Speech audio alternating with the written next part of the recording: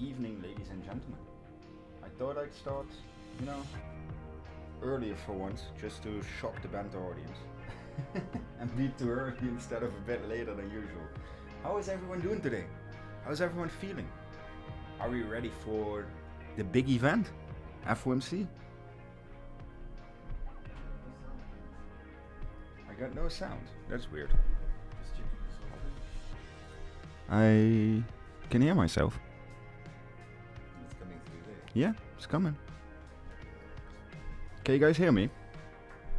Sound volume is low. Is it better now? Hi everyone. Hello, hello, hello. Better with the mic? I hate FOMC meetings. Yeah. It's let me put some different music on. I think we're gonna go with disco today. So, get the mic closer. I can't get closer than this. I try my best. Sound is low. Is it still low?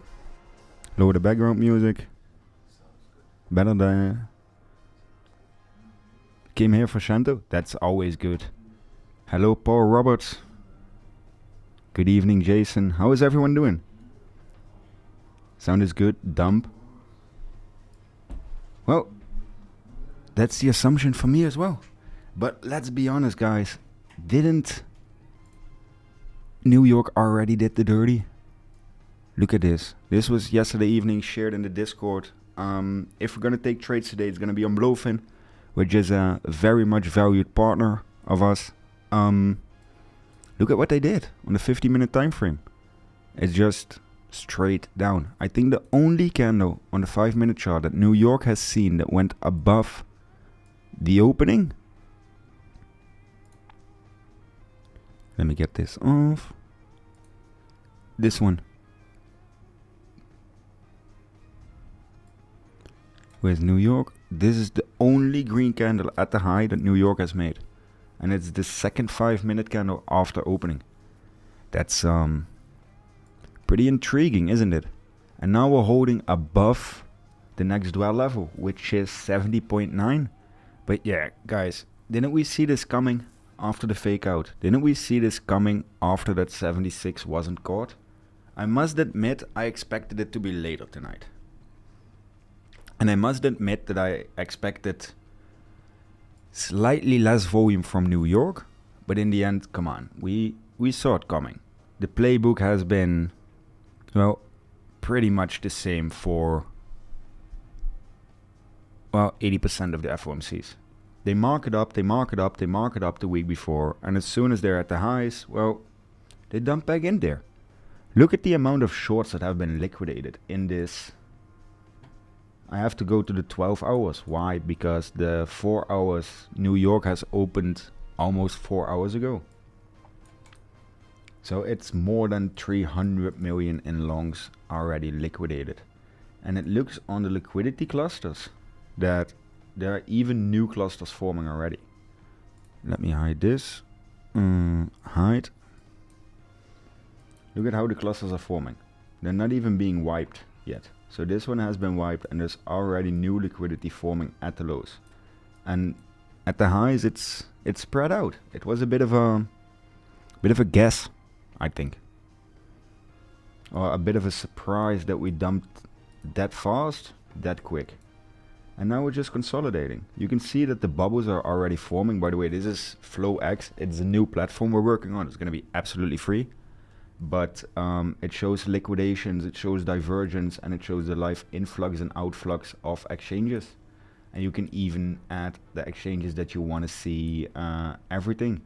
And I'm slightly autistic, so I have the same color scheme everywhere. It always seems they go for longs much more, Jason. Well, the thing is, isn't that logical in a bear market? We have seen a rally, and that's what a lot of people forget. Let me switch over to TradingView to the 4-hour chart. Look where we came from, guys. We came from the 72K region, and we almost trade with only one retracement down. We went up 67%. And now they're doing the same thing to the downside, and everyone is asking surprised. Or is acting surprised, not asking. Oh. So, but what's way more important for me is, guys, did you survive the day? I hope you weren't in longs. I hope you were either sidelined or you were just waiting for FOMC. How was the trading day for you guys? How has the trading week been? Because I think this has been, well, pretty fair to say, a pretty insanely rough week.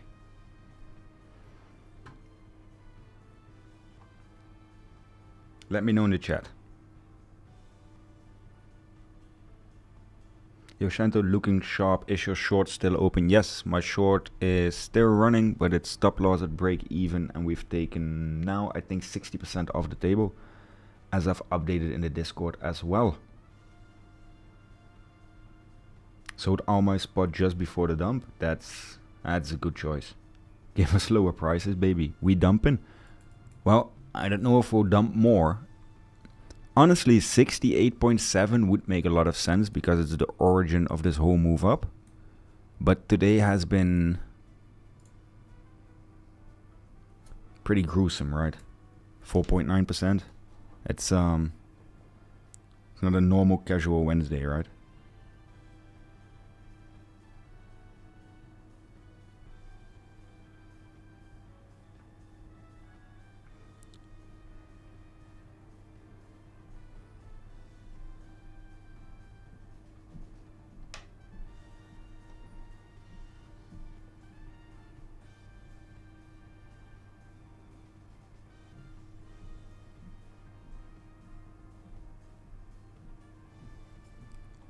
Sorry, I had to answer something. Everyone flipping short, what could go wrong? Well, the thing is, honestly, during FOMC meetings, the best is to stay sidelined. What I know from my years of trading experience and from my years of trading FOMC, and also, to be honest, from my years of getting wrecked during FOMC, is that 9 out of 10 times the first move is the false move.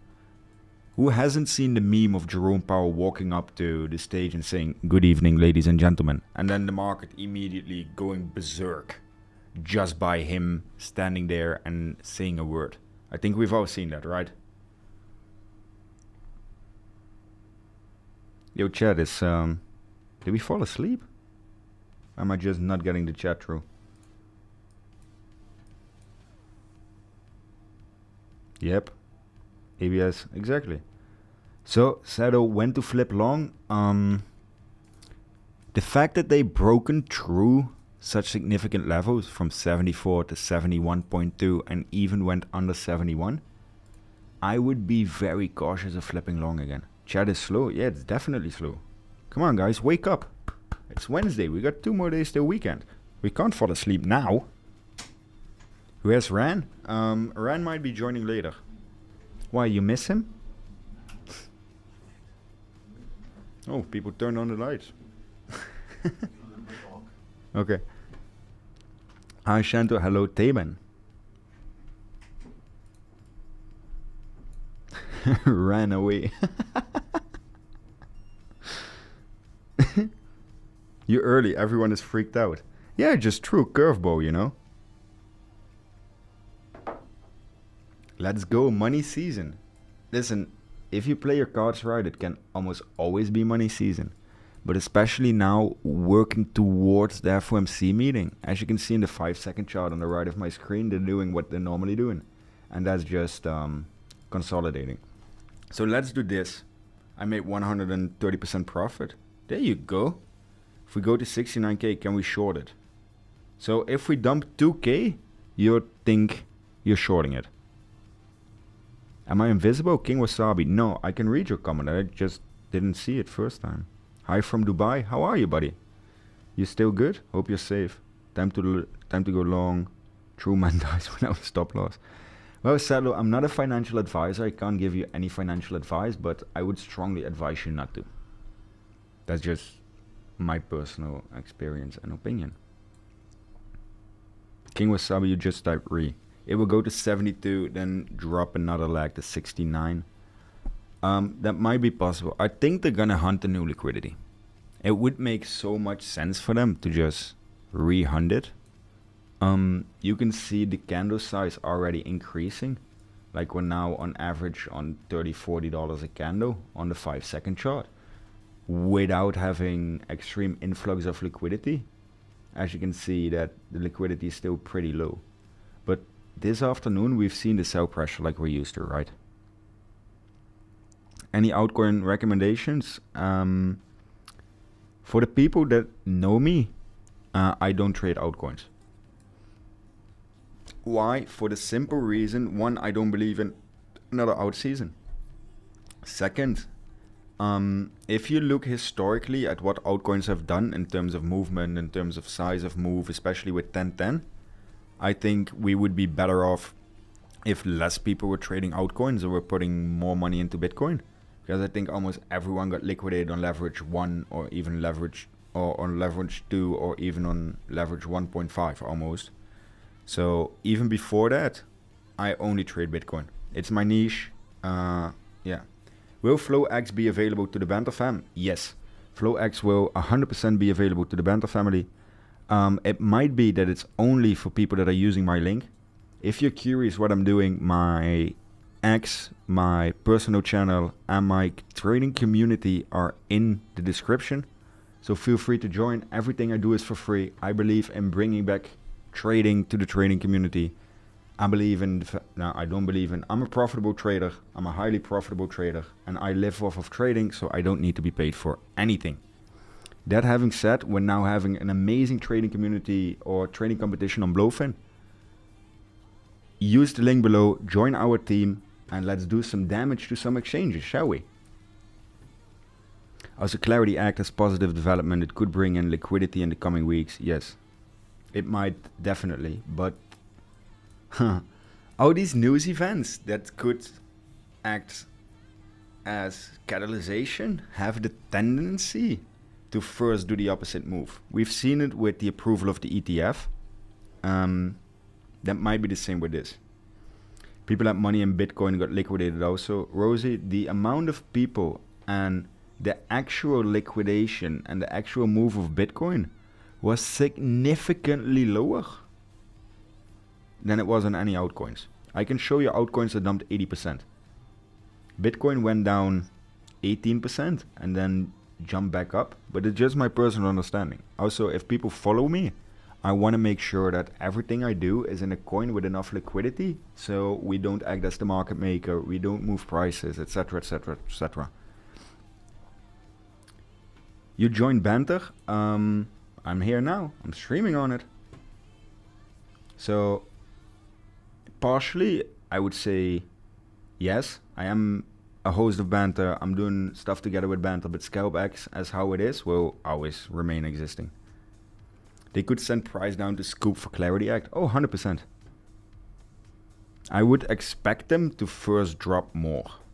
How come you joined Banter? Well, it's the biggest media community within crypto in the world. And well, they looked for improving the team. I looked for improving my reach. And getting more lovely people and meeting more lovely people. Well, why not, right? With a great backend, great community. Or do you see it different, my friend?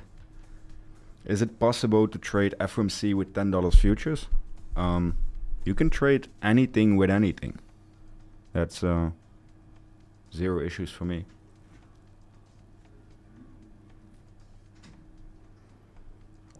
But as of now, there's not much happening yet. I don't know if we're 100% going to trade it. We're just going to see. We're consolidating at the previous week low, or at the low of the next hold level. We wicked once, we tested twice, we bounced off nicely, but now it just looks like, well, brain rot consolidation. What about economical cycle in traditional finance? Well, it's quite a bit of an unpopular opinion, but my opinion is that we're due for an insanely heavy crash. Why? Because in terms of cycles, we're already overdue. And secondly, we have a war in the Middle East, or at least Iran, and there's no oil production. oil, or there is oil production, but they're not letting it through. US is buying oil from Russia. The amount of money that is needed right now in economies is insane. Inflation is through the roof. What about the 5K challenge? We're running it again tomorrow morning. So I think we're long overdue and the market is just in denial. I don't know, for the people who haven't seen it, The Big Short, about the 2007-2008 housing crisis and housing bubble, is an amazing movie to watch. But let's be honest, the market can stay irrational longer than, well, we can stay liquid. And that goes for any of us, trust me. Yeah, but they will print money. And if they print money, it's bearish. Because if they have to turn on the printers again, it's not a good thing for the economy, my friend. Will downturn, I think. That might very well be.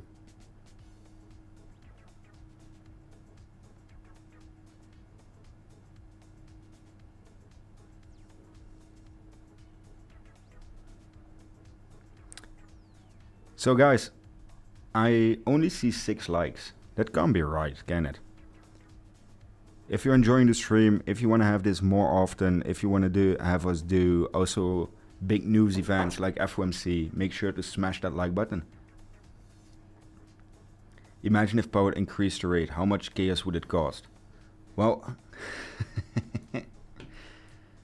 Powell doesn't answer to anyone. I was having an argument with someone today about who's one of the scariest people in the world. Well, I think for traders, the scariest dude right now is Jerome Powell. It's the only one that can move the complete market with saying good afternoon or good morning. And that's pretty scary, let's be honest. Is Rand coming? Maybe later. Long or short? My assumption would be short, but I'm not positioned yet.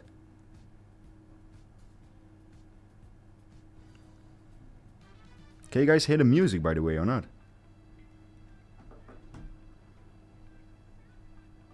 No, we're not gonna trade in the 5K challenge now. That's tomorrow morning again. Guys, can you hear the music or not?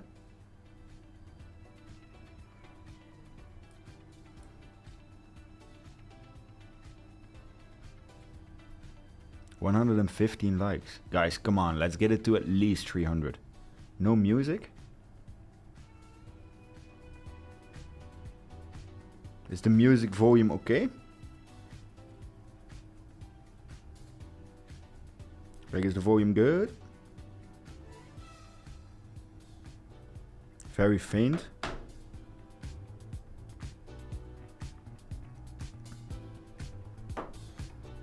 Is it better now?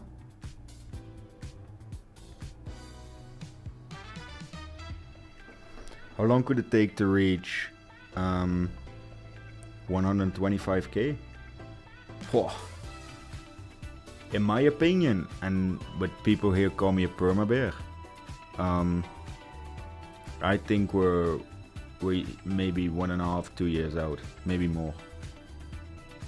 So for me, the levels that I'm watching, especially on a higher time frame, and I figured out today that it also has a daily chart. Oh, that's a joke. I think we will bottom between 58 and 44k. Those are also my buying levels. So between 58 and 44, I'm buying everything. Not everything because I can't afford every Bitcoin, but I'm buying heavily. So 50, 58, 53, 48, 43. Those are my buying levels.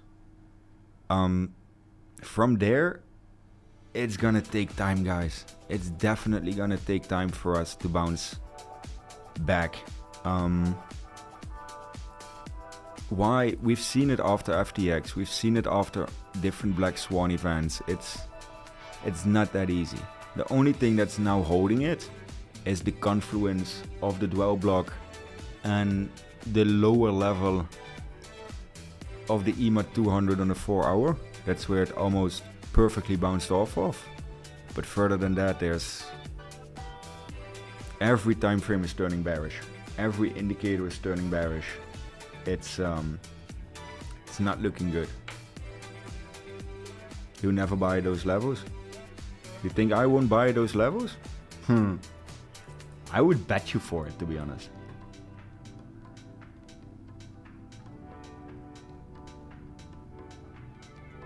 Like, I would legitimately bet you for the fact that we're gonna see those levels. Mood thing, I definitely am the king of the north. Will Bitcoin go below after FOMC? If Bitcoin follows the same trajectory of what other FOMCs have done, we might see a scan wake up to 71.7, 71.8. And from there on, I would expect it to go down. But that's my expectation. That's why I'm not trading it. At least not until I have a clear direction where they might move it in. Also now they're just range compressing again. And it's the exact same pattern they've done this morning. Look for the lows, pump back up. With volume, CVD rising.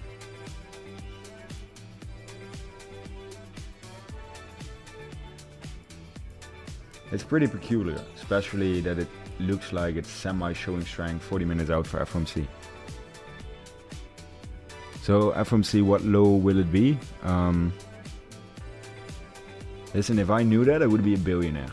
If I could tell you the low to the dollar, my life would... I'm comfortable, don't get me wrong, but that would be a whole other level.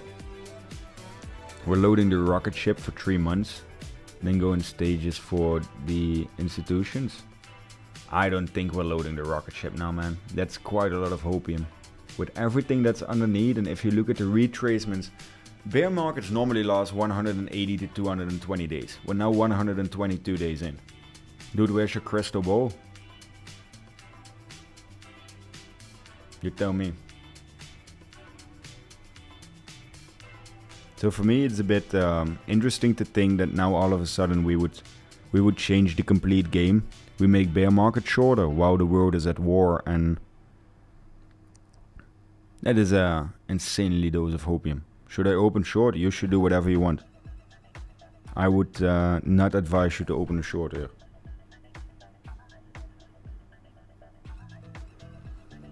Listen, why is everyone so keen on...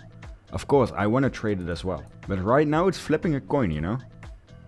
Only good thing is we are closer to the bottom than the top, but that is in theory always the case, because the bottom is always 0 and 0 is 100% down. And the top never is mathematically. So that's not... Mathematically, you're always right. This time is different? No, it's not. I'm not saying that this time is going to be different. I think the bear market is going to be the same. 4-year cycle is dead. There's no way that the bear market now is going to last shorter. Why? Because there's no 0.0 reasoning for the bear market to be shorter. There's no catalyst event. There's no groundbreaking changes. There's nothing going on that would justify different behavior for Bitcoin. The fact that we're already above 71k is mesmerizing on its own, because we're in a war where, well, I've explained it many times now in my own stream and here, but that's fine. Okay, so let's do a different chat. What do you think? We're going up or down? Let's see what it is. So no public in the chart on right, only exchanges. No, it is people trading on exchanges. So it's API pulled in exchange orders. So it's not just the exchanges, it's both. But it has a filter in... There's a filter for market making volume. Up but very tight stop for me. Out should have pumped in 2025. Bear market will be shorter. Why do you guys still think that alts are... This is an interesting discussion. If someone can explain to me why altcoins should still pump, because hear me out here. We have meme coins that liquidated half of the world. We have exchange B booking that liquidated half of the world. We had 1010 that liquidated half of the world. We have more than 800 exchanges where we first had 50, and now all of a sudden we have 30,000 coins with every day listing more than 100 new coins. And now people are claiming an out season without the fact that there's no new applications for them. There's zero innovation, and there's no utility or no utility vehicle carrying them. And yet everyone keeps believing that we're having an out season. Listen, some outs might do well, but look at the movement of Bitcoin. Look at the return you can get on Bitcoin. Why is? Because that's what altcoins do. Well, when have they done it for the last time? Because I hear everyone saying out season is coming, but it's the same as Santa Claus, you know? At one point you gotta admit that he's not existing, right?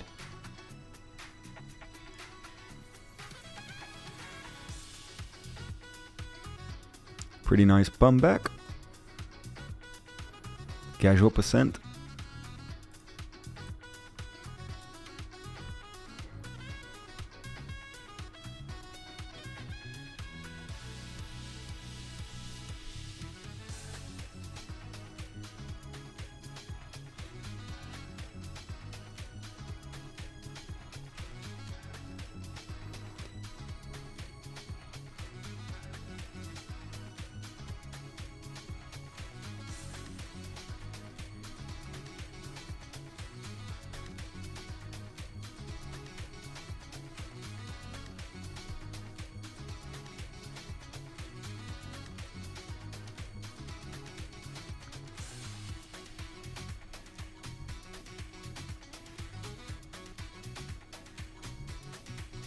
Chento is the king of the north. Music rocks.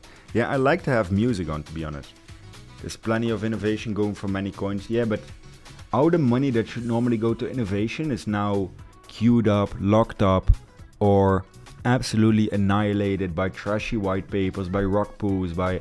Isn't there no new legitimate investors coming into this market?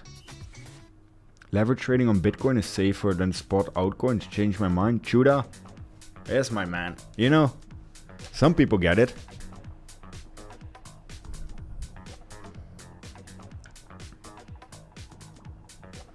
Up. Someone just says no. I don't know what you're saying no to. Santa isn't real. Yeah. I'm sorry, guys. Music is awful. Well, can't help with that. What's your TP for the short trade? I took TP at 70.9. My final TP is gonna be 68. After 68, I'm looking for a bounce and then probably look for shorts to 62k region. Call me permabull, I don't care. But it's we have been right for quite a lot. Even though the 4 hour looks to be pulling up, but Jerome Powell can easily fix that for us. But it's showing sudden volume.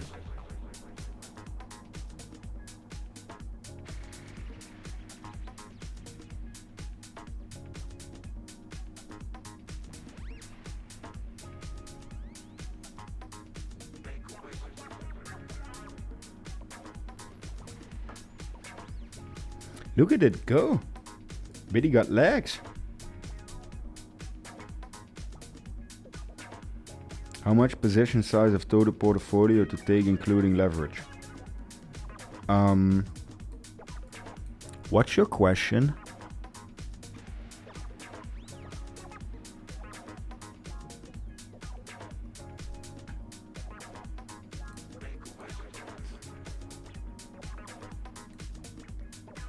Kings in crypto. I think I know who it is. I can't really see the picture, but yeah, it's true. Normally ugly people were refused from this channel, but you know, they changed the politics, so here I am. Are we ready? I am. I'm shorts in 71. Good job.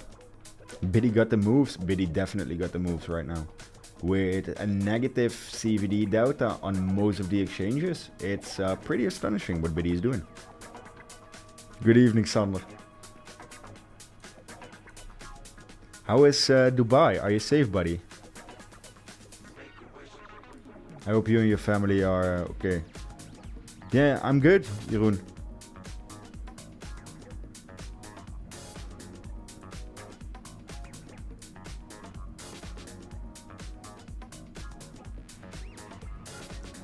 $72.5 is time to short. Well, I'm short since... I can pull up my position again. I'm short since 74.17. More than 50% of the table. Stops well push break even, because Bitcoin is now just being it's FOMC. Big CVD looks juicy. So good, mate. Chill if Iran is chill as well. I have the idea that Iran and USA both have no chill button, if you know what I mean. It's a slight all or nothing. Well, how much position size of total portfolio to take, including leverage? That all depends on your strategy. It depends on your risk. What are we talking? Are we talking scalping? Are we talking position trading? Listen, if you trade big portfolios, I would never exceed 80% representation of your capital in the market, right?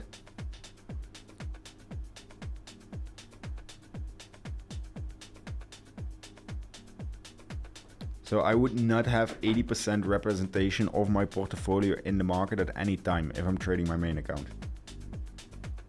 So that's my own strategy. 15 minutes.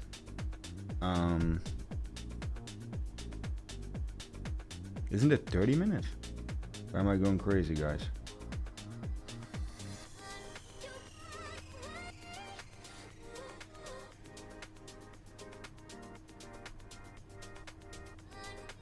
It's 30 minutes, right? And the press conference is in an hour. Don't confuse me. Don't play those games on me.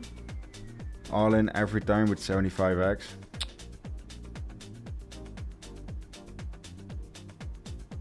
Hey, don't do this. I love your work, thanks. I'm pretty fan of myself too. No, just kidding. Hope it just crashes, show the short prints. Let's get the bear market lower. I ran to your stream as soon as I saw you were live. What, did you quit playing ping pong just for this? I ran. Oh, it's so bad. It hurts. Shorts will get wrecked. Well, everyone has an opinion, but the thing is, you have 50% chance of being right. But events where I only have 50% of being right is for me too low of a probability. That's why for now I'm sidelined and I'm just observing and waiting. Why? Because there's no glory to be made in this. Like, I'm still positioned for my short from 74. I think that thing is pretty safe. We've taken good profits, but further than that, why? Tips on trading? What do you want to know? It's pretty hard to just start explaining trading out of the blue here. Biddy got legs? Yeah, definitely does.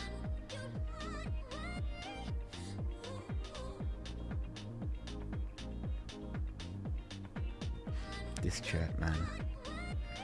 DXY pumping, what's your opinion? If it's a sustainable pump, Bitcoin is going to come down. If the dollar is up, Bitcoin has the correlation. Bitcoin has still the correlation with the legacy markets that it contradicts the move on the dollar. Might have a latency, but always does. I'm long on the 𝗕𝗟𝗢𝗙𝗃. Could be. I'm not. Like I said, I only trade Bitcoin. 84k. Bro, that needs a lot of unicorn feathers and fairy dust, my friend. For us to see 84k today, I might eat my shoes. Opinion on trading futures on 𝗪𝒋𝒐? Well, you can. I wouldn't. The thing is, exchanges need to make money, right? So ask yourself, if they cut the fees to almost a neglectable amount, where are they making their money? Because the last philanthropist is now still in jail and he's called Sam Bankman-Fried. Dubes is trading beans? I have no clue who you're talking about, my friend. Beans rock.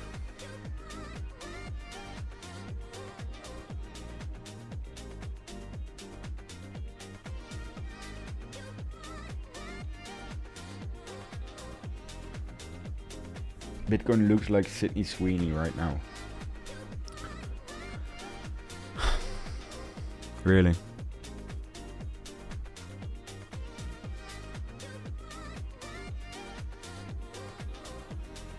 Am I late? No, You're pretty fine.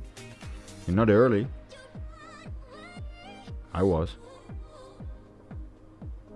Soya beans, I may. Hi, please. It's a shitcoin. I don't trade shitcoins. So what do you want with hype? You want me to...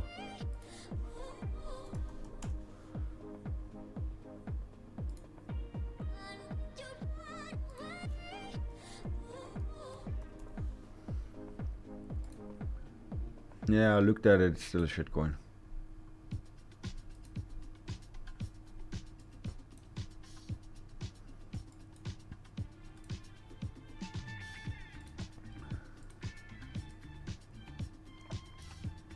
Oh, this thing has no ending. Why are people trading this? Why are people actively trading this?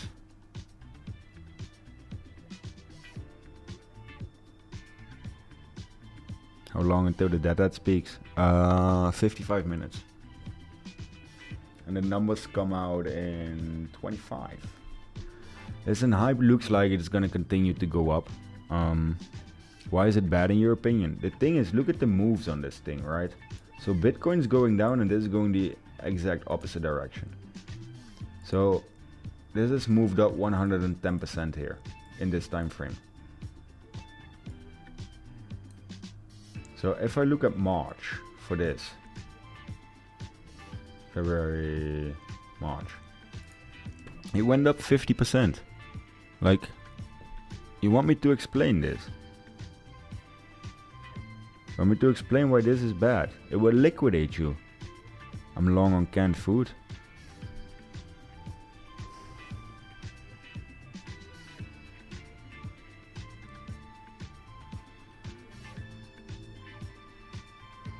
Yeah, but let it go up, let it go down. That's the thing with all of these. They come down even faster than they go up. So I don't see why people are still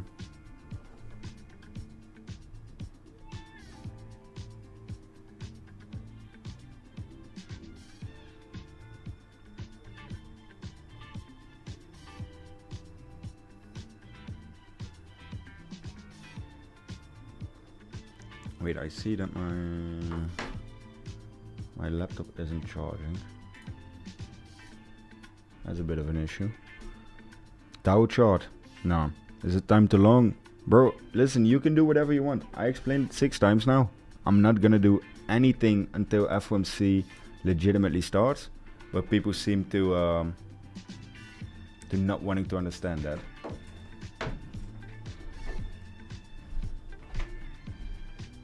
I just need the cable. Cable is fine. Thank you.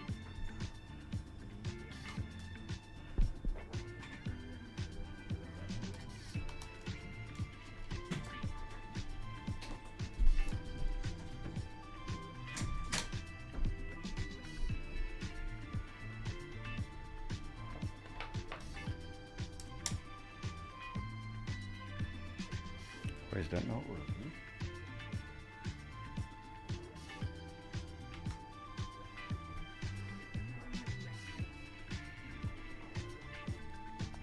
Thinking small pump after? It definitely might pump.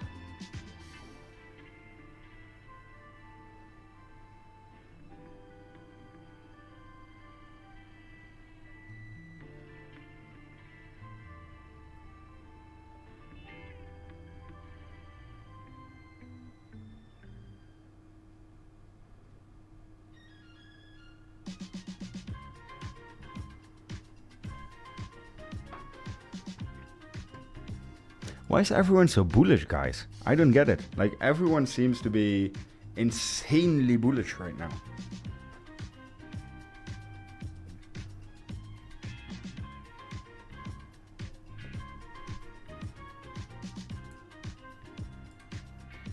They are liquidating shorts. So they're pre-marking it up. They might go to 72.5. That's definitely a possibility. 72.5 region. Temporary until Powell speaks. Yeah, I'm in an agreement with you there.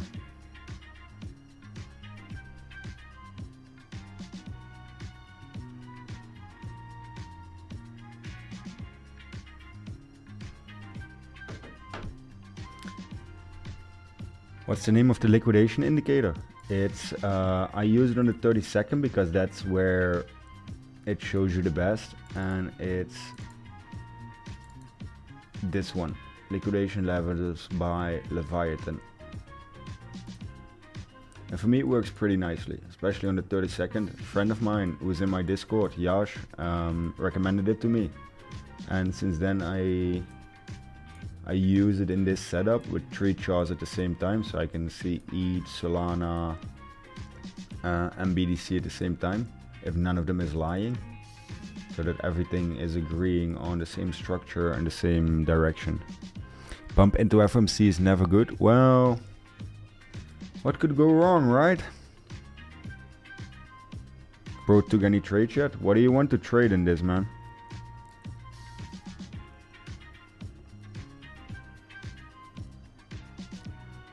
Listen, no position is also position, guys, and it's better to keep your money and keep your liquidity and stay sidelined instead of trying to top fish, bottom fish, or whatever, especially during FOMC.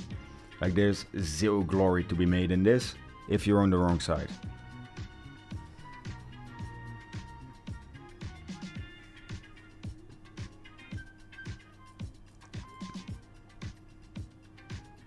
Because if you're catching this on the wrong side, I wish you very well.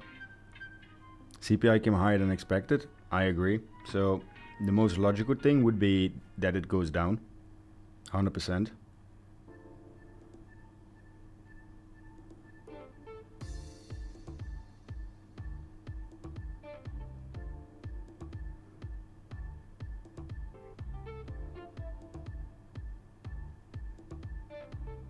I'm not saying that it should directly go to 62K, but who might?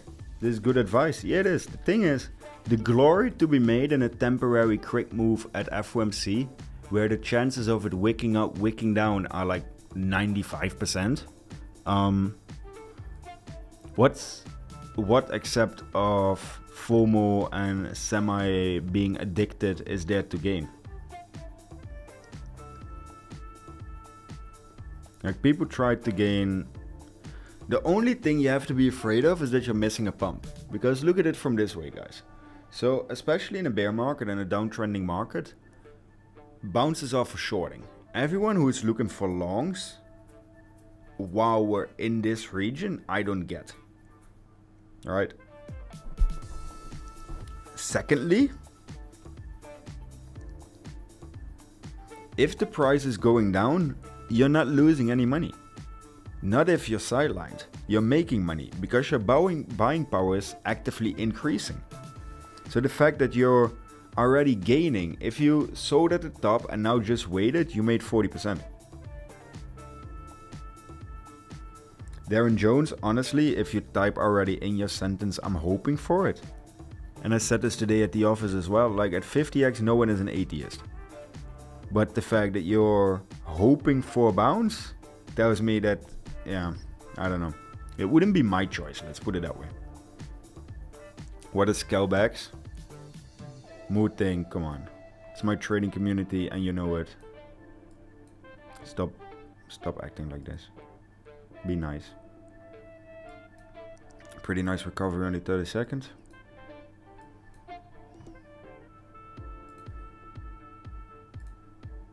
These are not small moves. 0.20, 0.2%. But he got legs. Like this afternoon, there was an incredible amount of sell pressure. Why? Because they just manipulated it into the lows.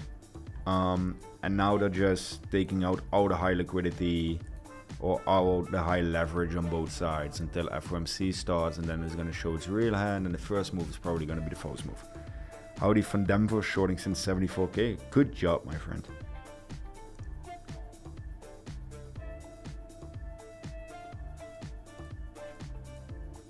Why is the chat so slow, guys? We have almost 900 people here. So one, press the like button. Secondly, we're having a partnership with Blowfin, and we're doing a trading competition with Blowfin as well. So if you want to join us, sign up with the link below. You can win more than 300k in prizes, which is amazing.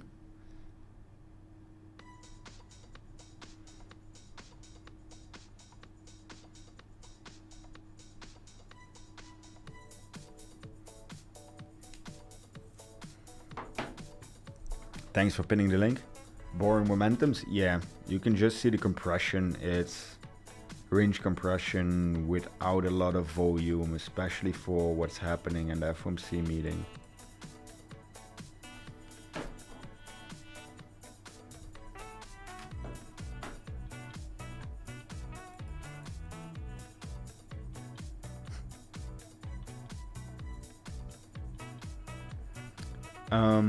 Chris, well, before Bitcoin was a mainstream thing, and in the early years it wasn't publicly traded on exchanges the way it was, then it was completely different, and the influence of Powell or anything else on Bitcoin was significantly less, just because of the fact that, well, no one was publicly trading it and it was used as a dark web currency. I love Chento, thank you very much.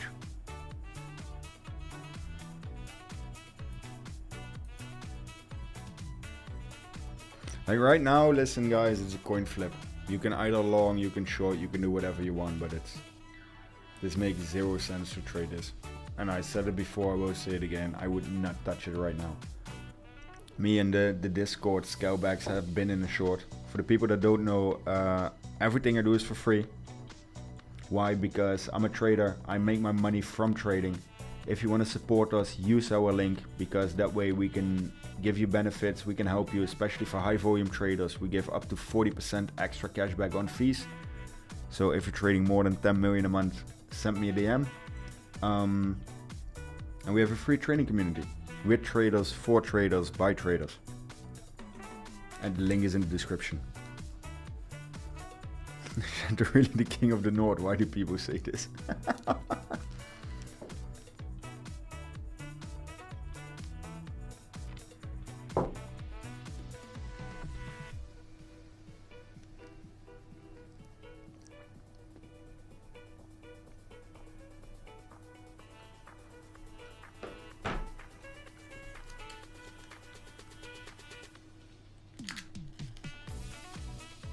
Prediction markets control the market now. Why? Because I highly disagree with you. It's because he's from the Dutch world. Come on.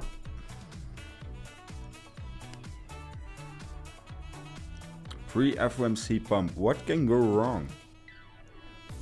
It's not like we've never ever seen this, right?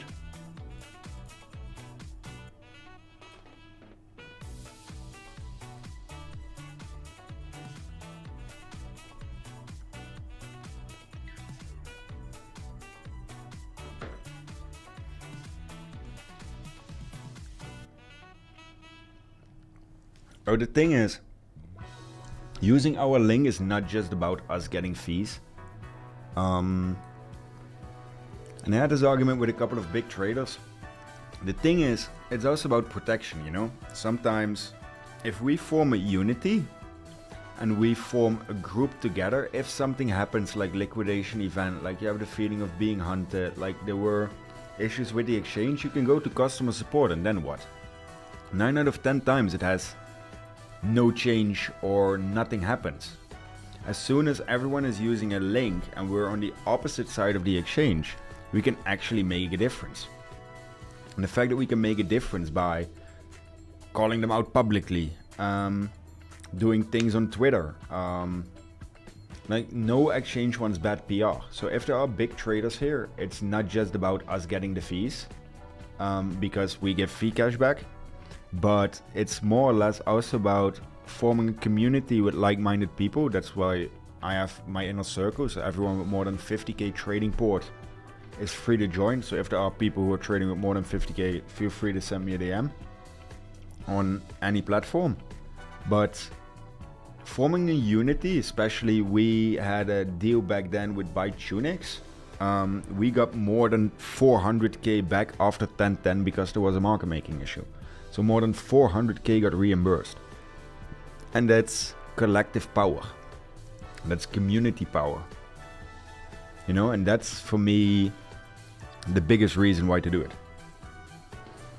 Join the Discord after your first banter stream. It's really cool. Thank you very much. We worked hard. There's no toxicness. It's almost 20k people now. everyone is free to join and open to join us. It's yeah, we've been working very, very, very hard on this for years. Facts. Biggest bull run in history starting. Guys, why is everyone so insanely toxic bullish? Like the amount of bulls I've seen on my timeline and people that were commenting in the beginning on my short today, like, oh, it's a small move. Huh. Where is everyone now?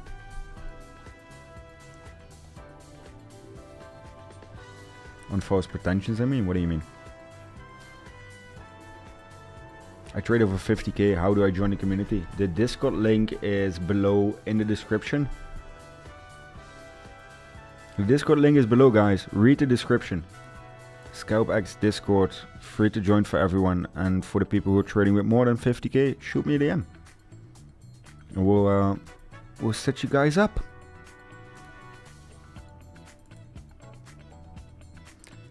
If you have 𝗪𝗏𝗾𝗏𝗧, wait. If you have 𝗪𝗏𝗾𝗏𝗧, can we have SOM's trade of Hermes coin? Listen, one, you type in caps. And for the people that know me, I normally directly time people out at typing caps. Secondly, what are you writing? Like my Egyptian is rusty.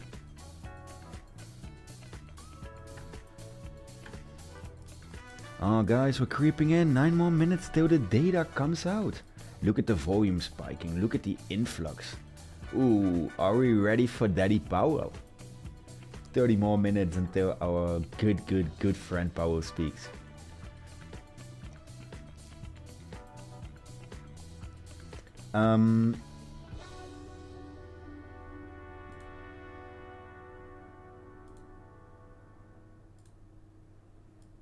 So what do you guys want, by the way? That I put on the speech here, or just that we just look at the price action?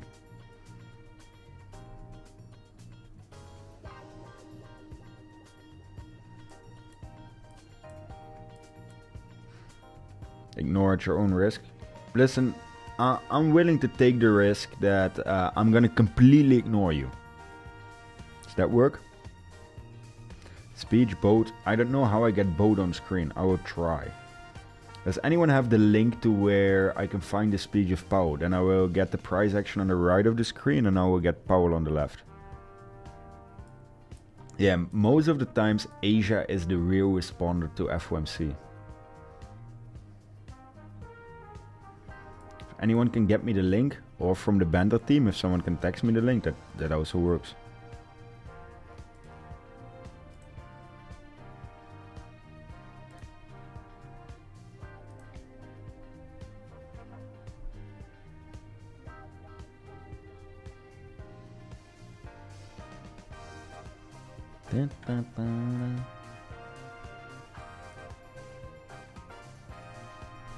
Both, we learn more from price action. Well, listen, from FOMC this, I will live commentate on it, but learning from FOMC price action is it's nearly impossible because there's not much to learn, to be honest. It's a coin flip and they do whatever they want. It's a liquidity hunt for the extremely big boys. That's all that's happening there. Okay, I got the link, guys. That's good. Thanks. From the King of the North to you. Both side by side. Yeah, we'll get it up.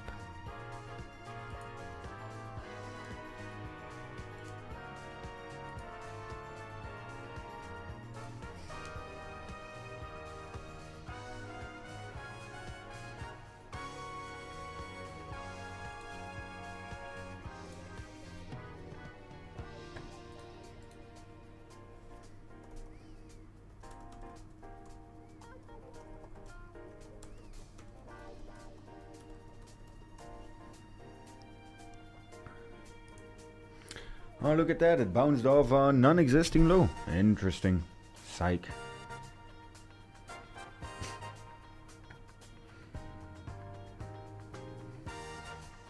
What are you psyching about? That I'm not publicly risking my reputation for taking your advice blindly? What's the Discord link? Guys, listen, we're gonna have a new policy here. For anyone that can't read, please don't type. It's in the description of the live. There's my socials, my Discord, everything. Yesterday I had a guy calling me out and said that my trade wasn't real, and the guy said I'm long on Bitcoin, and he posted a short position. Like, if that's the level I gotta deal with, I'm one of those moments where I understand why people do things for money.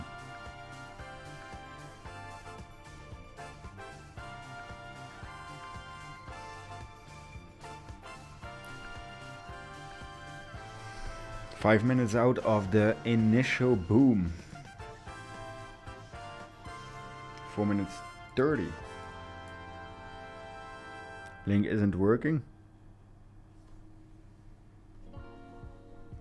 That would be peculiar. Can someone from the band or team check that or verify it?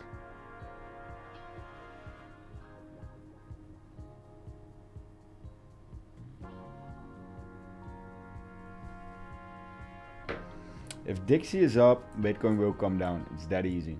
But 𝗕𝗟𝗡 prior to FOMC doesn't say a thing because they might reverse it.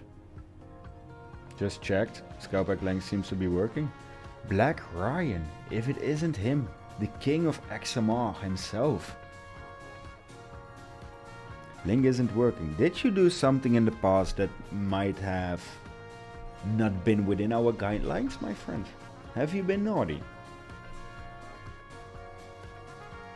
What is 𝗕𝗟𝗡? DXY, it's the dollar.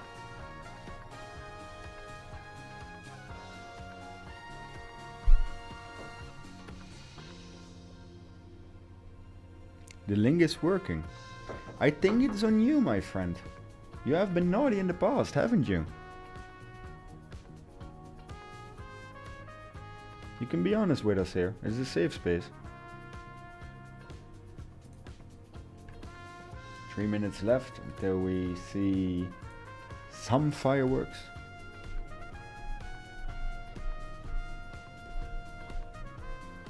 The XY is not a basket of currencies, my friend.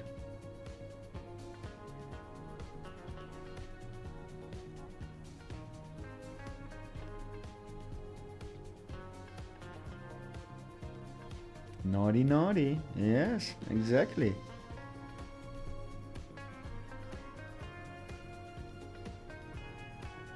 Hyperliquid license for S&P 500 trading. Oh, Jesus. What could go wrong there? Oh.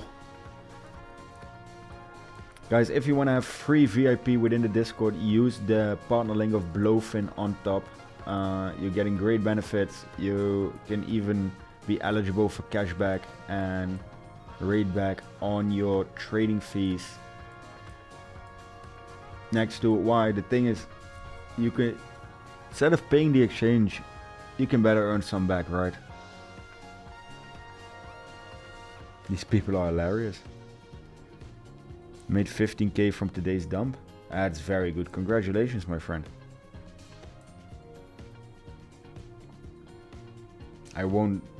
I guess you haven't seen my trade on X, but minute 35. Ooh. Ooh.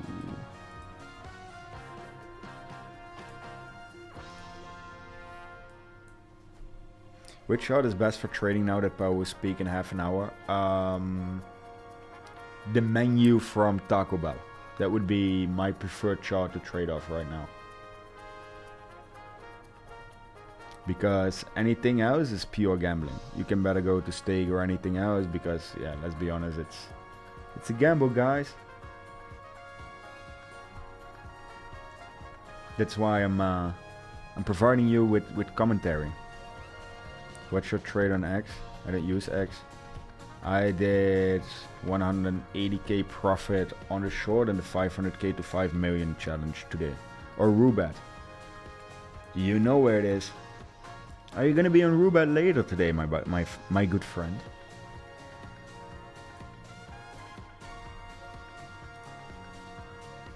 "27 seconds. Dopamine rush." Yeah, that's... Listen, there's no value to be made. The market is gonna do its thing. I may be able to make that happen. I like that.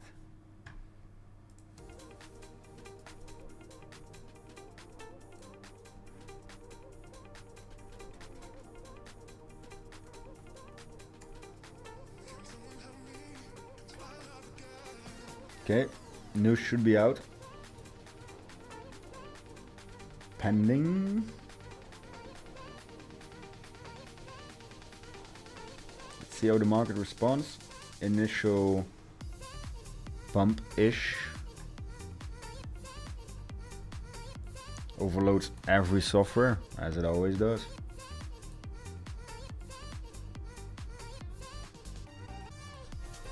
You're not gonna tell me that they're less hawkish. I'm not buying that, to be honest. Shoot, are you still here? Rate stays the same. Ooh, as expected forecast. That theoretically should be bad for currency, not good.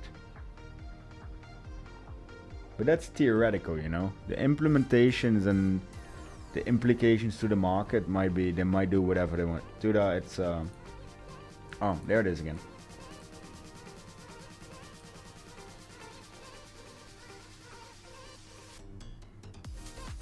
This smells scammy, doesn't it?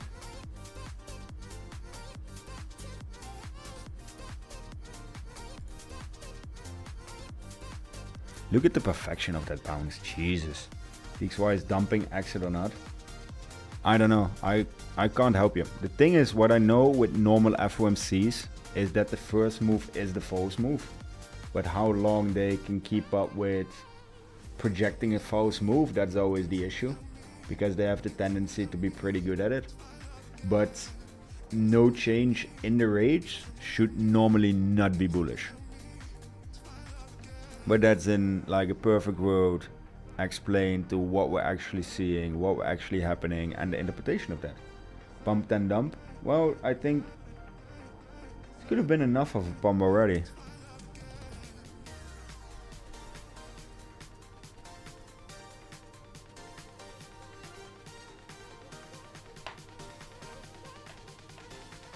Why do you think it's scammy? The fact is that they're not lowering the interest rates. And by not lowering the interest rates, it means that an economic crisis is not yet averted. And it's not what Trump hoped for. So it's not bullish for the economy. Definitely not bullish. So it should DXY in a normal number understanding should go up instead of down. I will pull that chart up.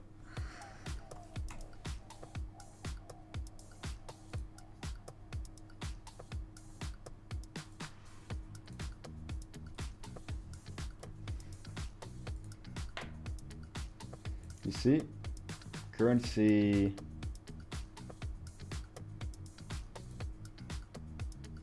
had an initial wick, but is already semi-retracing back up. While Bitcoin is still in denial.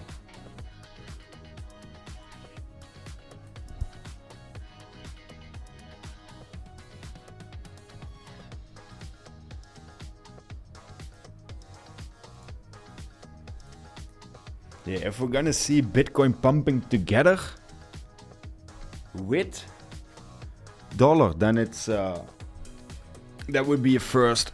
That would be an absolute first.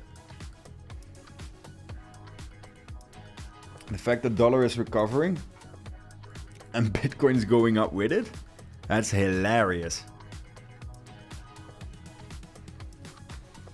FOMC is, the numbers are out already, and the Powell speech is in 25 minutes. So we're gonna see, right? Look at that, 5,500 people waiting. I wish our live streams were that busy.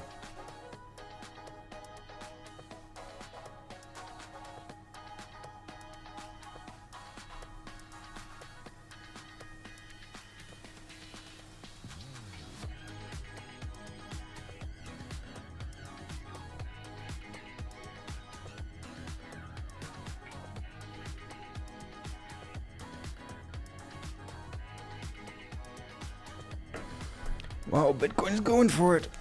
Little rocket ship. Oh, dumping, first good sign.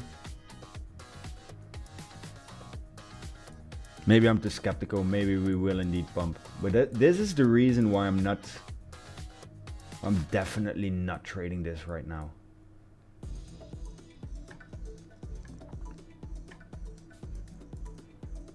Straight to hell when he starts speaking might very well be true. If he's slightly more hawkish than expected, it's gonna be a bloodbath.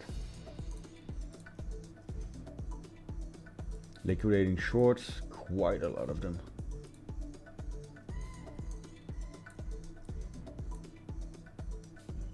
Big liquidations happening up the top already. Why is everyone short?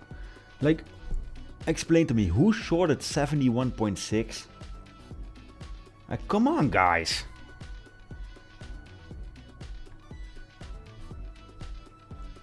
You just can't short a mid-range and expect not to get liquidated like this.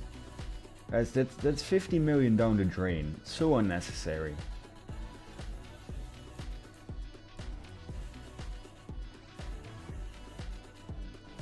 Oil coming back slightly.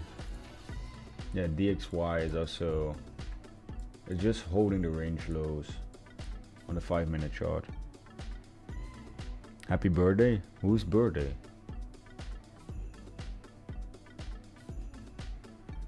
Took profit at 70.9, good. They were wreck all shorter. Might be.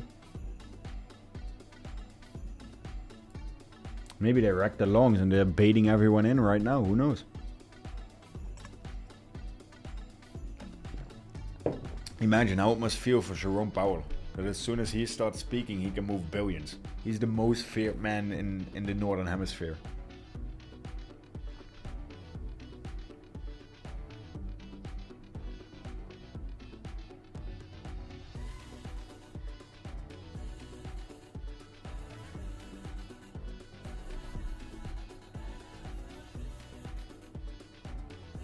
I'm still under the assumption that we're coming down in the end, guys.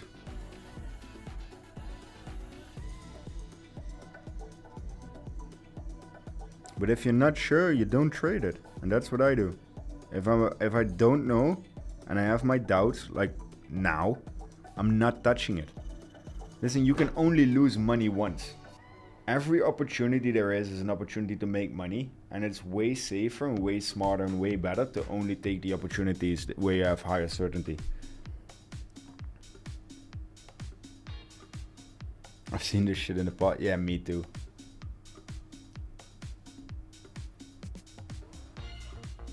What's this new account about? I'm lost.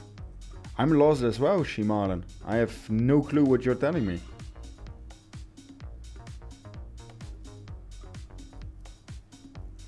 SAC with pump it hard. Guys, listen, everyone is in the chat yelling like, oh, it's going up, it's going down. But I see no one explaining to me why it should do that. Just because you behind the computer screen are having that feeling, that's why the whole world should just listen to you? Or how does that work?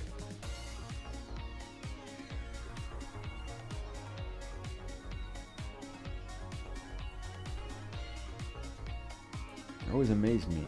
Like, the dollar is coming back strong, guys. It's a miracle that Bitcoin's still even here. The terminal site on the right, it's something we're building ourselves. It's gonna be called FlowX. It's not released yet. Why? Because it has some bugs. Yeah, so I'm only gonna release it once we're 100% sure that everything works smooth. And then of course it's gonna be free.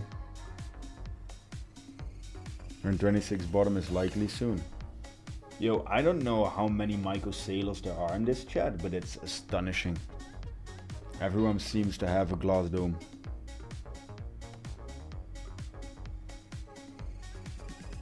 Download the dot point release.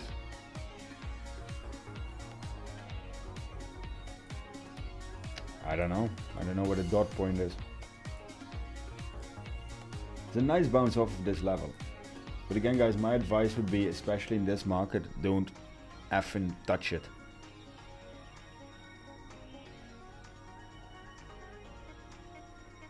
No glory to be made.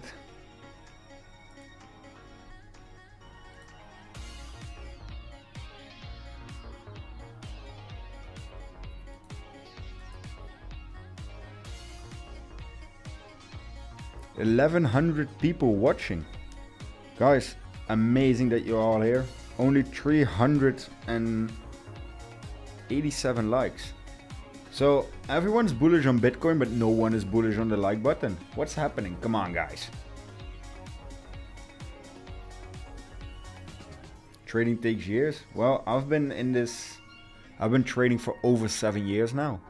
I've been profitable after 15 months and consistently profitable after 18.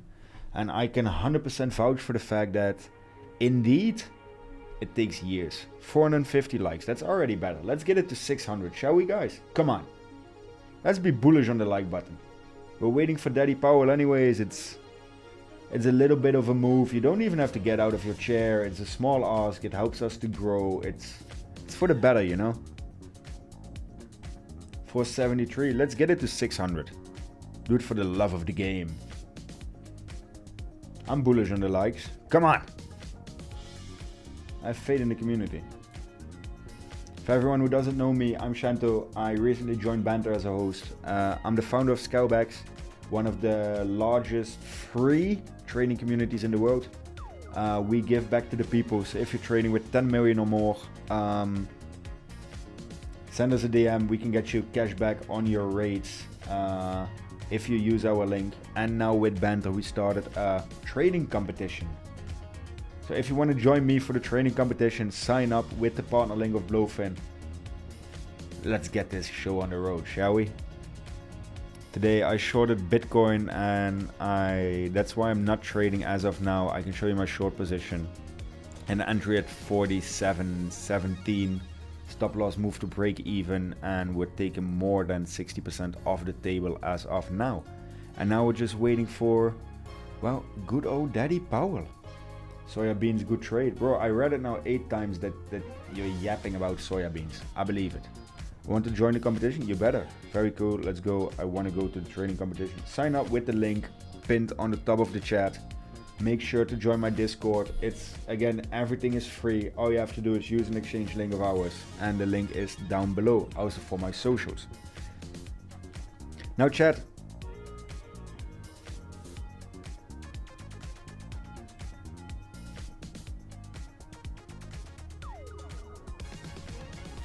How are we feeling? We're feeling up or we're feeling down?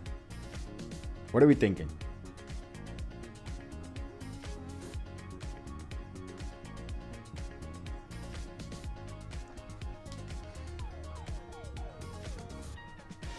Soybeans decreases testosterone. Down, up, 68k, please. Down, please. That sounds like you've been converted from an atheist into a... Are you in a short by any chance?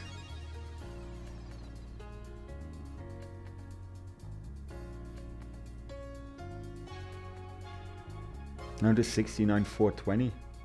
69,420. Typical. Buying Bitcoin below 50. Well, there was a guy in here earlier saying that we would never go to those levels. I highly doubt it as well. Well, I'm pretty sure we're going down to those levels. But that's just my humble Dutch straightforward opinion. Guys, 526 likes. We're almost at 600. Be bullish on the like button. Come on.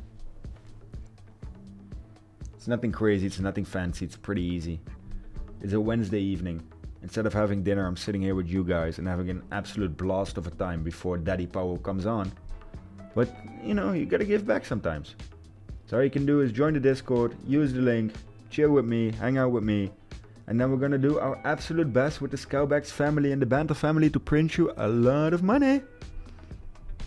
We will not go back to these levels. 60k was the bottom. Thank you, Michael Saylor, for showing up in the chat. Can you share more of your wisdom with us?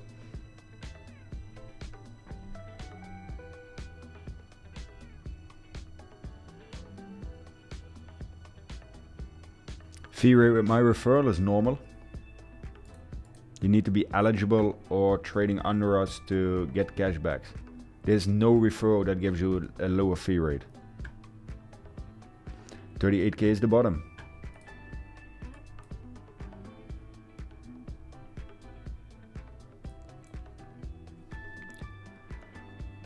Listen, for some of you guys, comments, I need a sip of water.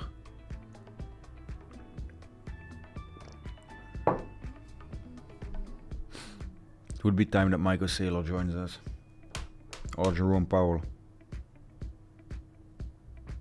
What's the rebate eligible condition? 10 million trading volume a month.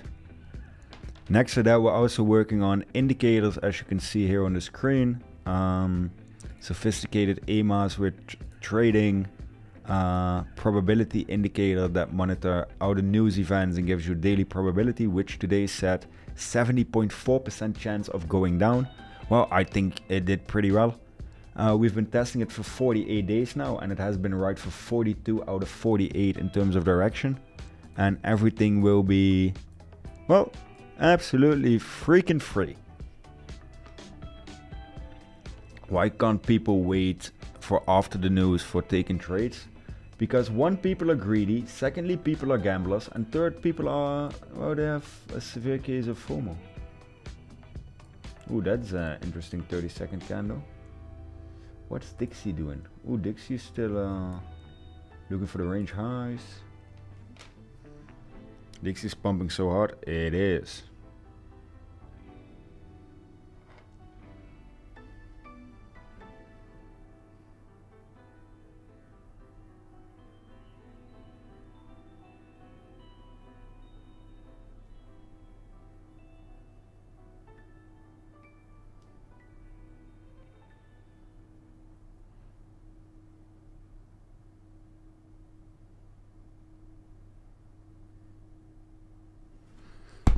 It is. The XY chart looks like me when I wake up in the morning.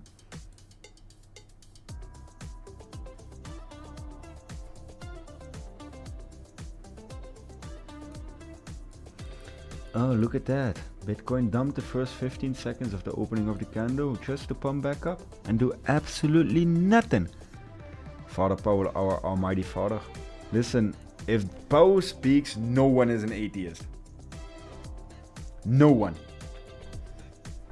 If DJs keeps longing, spot will keep selling into it. 100%.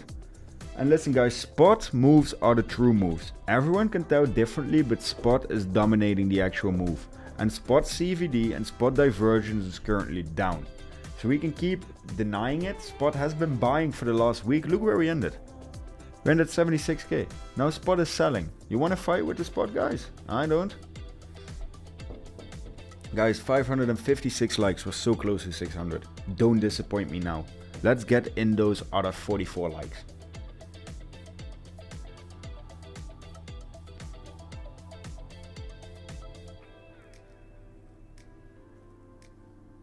Why is hype pumping? Because people are aping into that. It just can't make it prettier. Just a lot of people buying. And because of the news. 34 likes, 15 likes. Come on guys, we got this. Chento, any updates on 𝗏𝗏𝗏𝗏 challenge? We were short in the 𝗏𝗏𝗏𝗏𝗏 challenge as well. Then we had the European or the South African Championship of watching paint dry. Yeah. That's basically where it's at now. So it's up. Which in this market is astonishing by itself. The XY went bananas. I wouldn't call this bananas, guys. It's moving to the upside pretty. It's having a decent move, you know. 0.12%. Well, that gets you out of bed.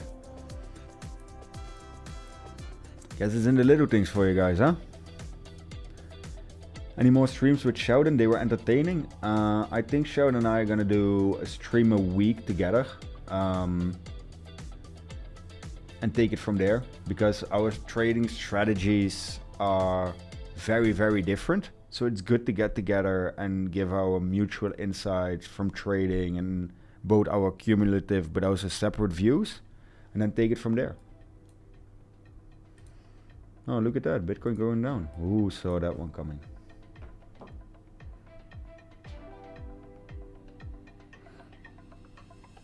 Ta-da.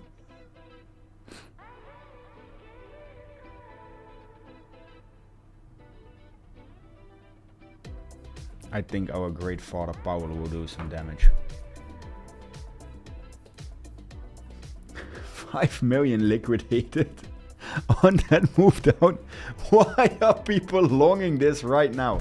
Imagine 10 minutes for Powell, there's more than $5 million liquidity, and people are like, this sounds like a good idea. Let's do this. Let's get it. How do I get a hold of the daily probability indicator? As of now, you can't yet, because we're still perfecting it. And I'm a perfectionist and halfway autistic, so I need a bit more time. But you need to be in the community and need to be trading our link. Those two, I can 100% assure you that those are necessities in order to obtaining it. Bears are eating caviar tonight. Oh, that might very well be.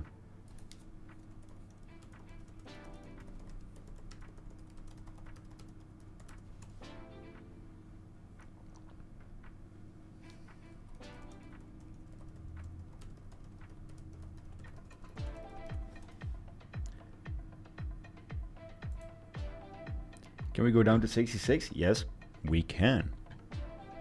Of course we can. It's unlikely to do it directly after Jerome Powell. How can I join the group on Discord? Check the link in the bio, please. So in the bio here is the link to my free trading Discord. Yeah, you heard that well. It's free, and no, there are no hidden sales. I promise you it's absolutely free. Why? I make my money trading. I have been, I will be. That's nothing against other people, but I pay my team from the fees, and the rest I pay for myself, and I want to bring back trading to the community. Less news, less noise, more trading, more analysis, and more the real deal. If I win, I win. If I lose, I lose. And I think the people that know me for longer can vouch for me. So chat, if you know me for longer, in the end, we're definitely profitable, aren't we, guys? 8 minutes until our good friend 𝗩𝗍𝗡 takes the stage. Can't wait to hand over the mic to him. 612 likes. Can we get to 700, guys? It's a nice number, no? 700. Bitcoin's still in denial of the fact that it has to go down. But that's fine. That's fine. What could Powell say that make the market bullish? Well, I think he could maybe break a leg on his way to the stage.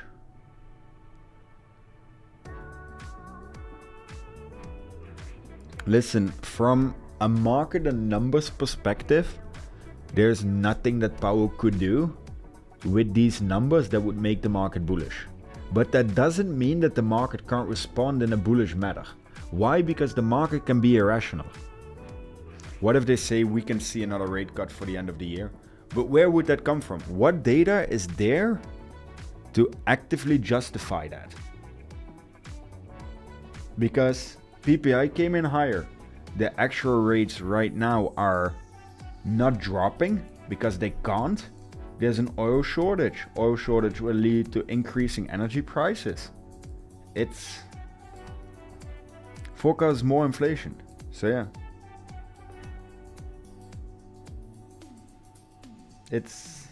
I don't see a way. We might see Bitcoin remain irrational and pump anyways. Why? Because, well, it's Bitcoin, can be a bitch. Shows 621 on my screen. Shows 628 on mine. Huh.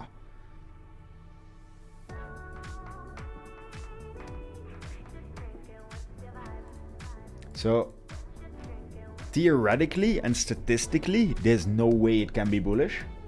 But the actual outcome off of it, you know, it might surprise us in the end because, well, it remains to be FOMC.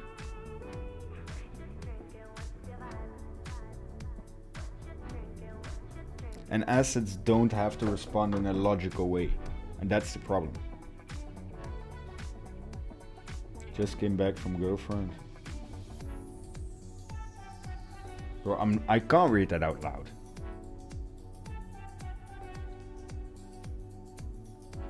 Five minutes out till Powell. Look at this candle. It's completely indecisive on the 5 minutes. Now looking for the lows again. It almost retraced the pump, but they're holding at the exact same level where they started. So the first move was indeed still proven otherwise. The false move, while DXY or 𝗕cie is still rising. What can go wrong here, guys? Okay, guys, be honest. Let me know in chat if you're in a position, and let me know what position you're in. If you're long or short on what coin. I wanna see who's actually degenerate in this chat. Who are the degen traders here?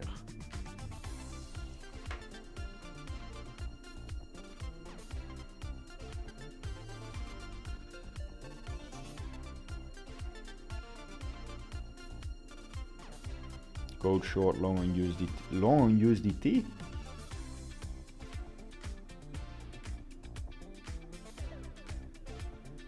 Long from 71.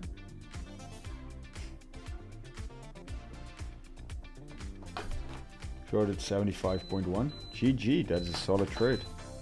Long up to Zcash USDT.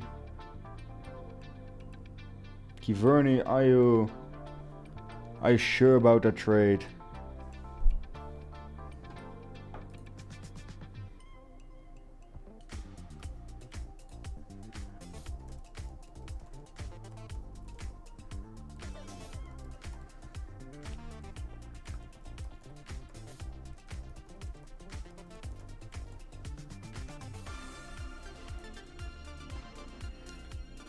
Short from 75.5 to 75% off incrementally. Guys, that's what I want to see, you know? Taking profits. You can't go broke taking profits. Shorting hype, you're a gambler. Or you're a degenerate trader. Like, I salute you, I respect you.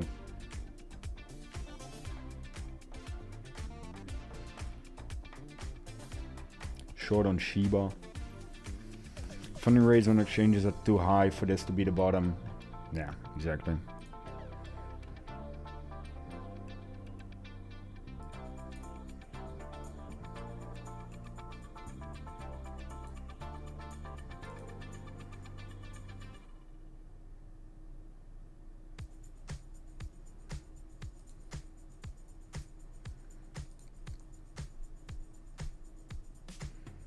Long trapped at previous 90k.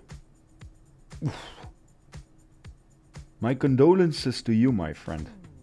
Shorting frikandel.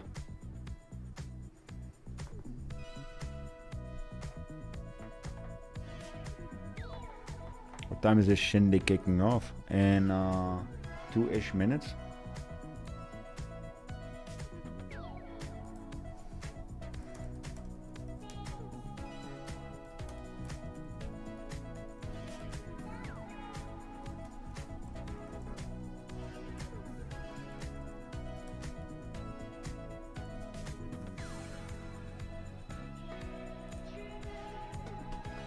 Buying BNB at 631. Long 𝗕𝗏𝗏. Bro, not gonna lie, I would go for 𝗕𝗏𝗏 right now. 74k short, that's a good short. Not gonna lie, that's definitely a good short. 1100 people watching. Guys, can we get to 700 likes? I'm bullish on the like button. Let's see if we can get to 700 before Jerome Powell, and then I will do a little giveaway in the Discord after this stream, okay? So I will randomly select 3 people who win $100 if you're part of the Discord and if we get to 700 likes. Is that fair? If it's not fair, then, well, not my issue.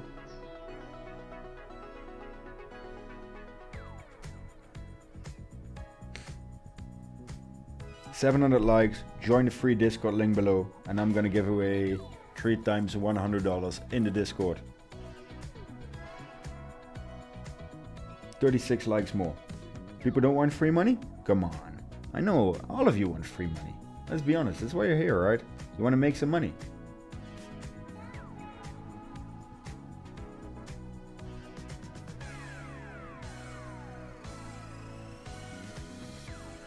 $25 more likes, just joined.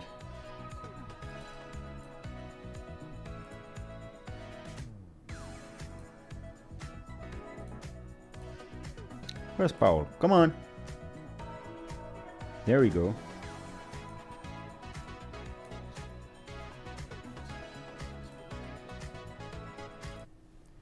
The U.S. economy has been expanding at a solid pace.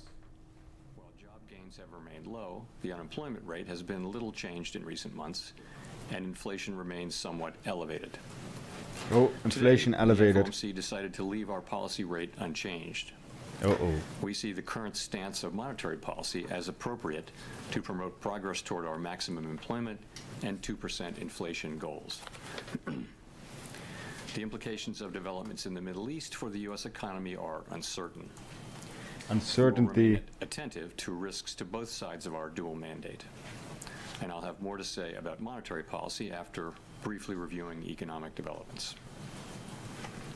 Available indicators suggest that economic activity has been expanding at a solid pace. Consumer spending has been resilient, and business fixed investment has continued to expand. In contrast, activity in the housing sector has remained weak. In our summary of economic projections, the median participant projects that real GDP will rise 2.4% this year. So everything that he said until now is bearish. Somewhat stronger than projected Remember in December. that. In the labor It's market, not the looking unemployment rate was 4.4% in February and has changed little since late last summer. Job gains have remained low. A good part of the slowing in the pace of job growth over the past year reflects a decline in the growth of the labor force due to lower immigration and labor force participation, though labor demand has clearly softened as well.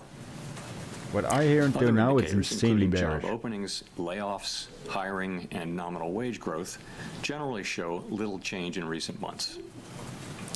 In our SEP, the median projection of the unemployment rate is 4.4% We don't need him at to the go end to of the this moon. year and edges down thereafter.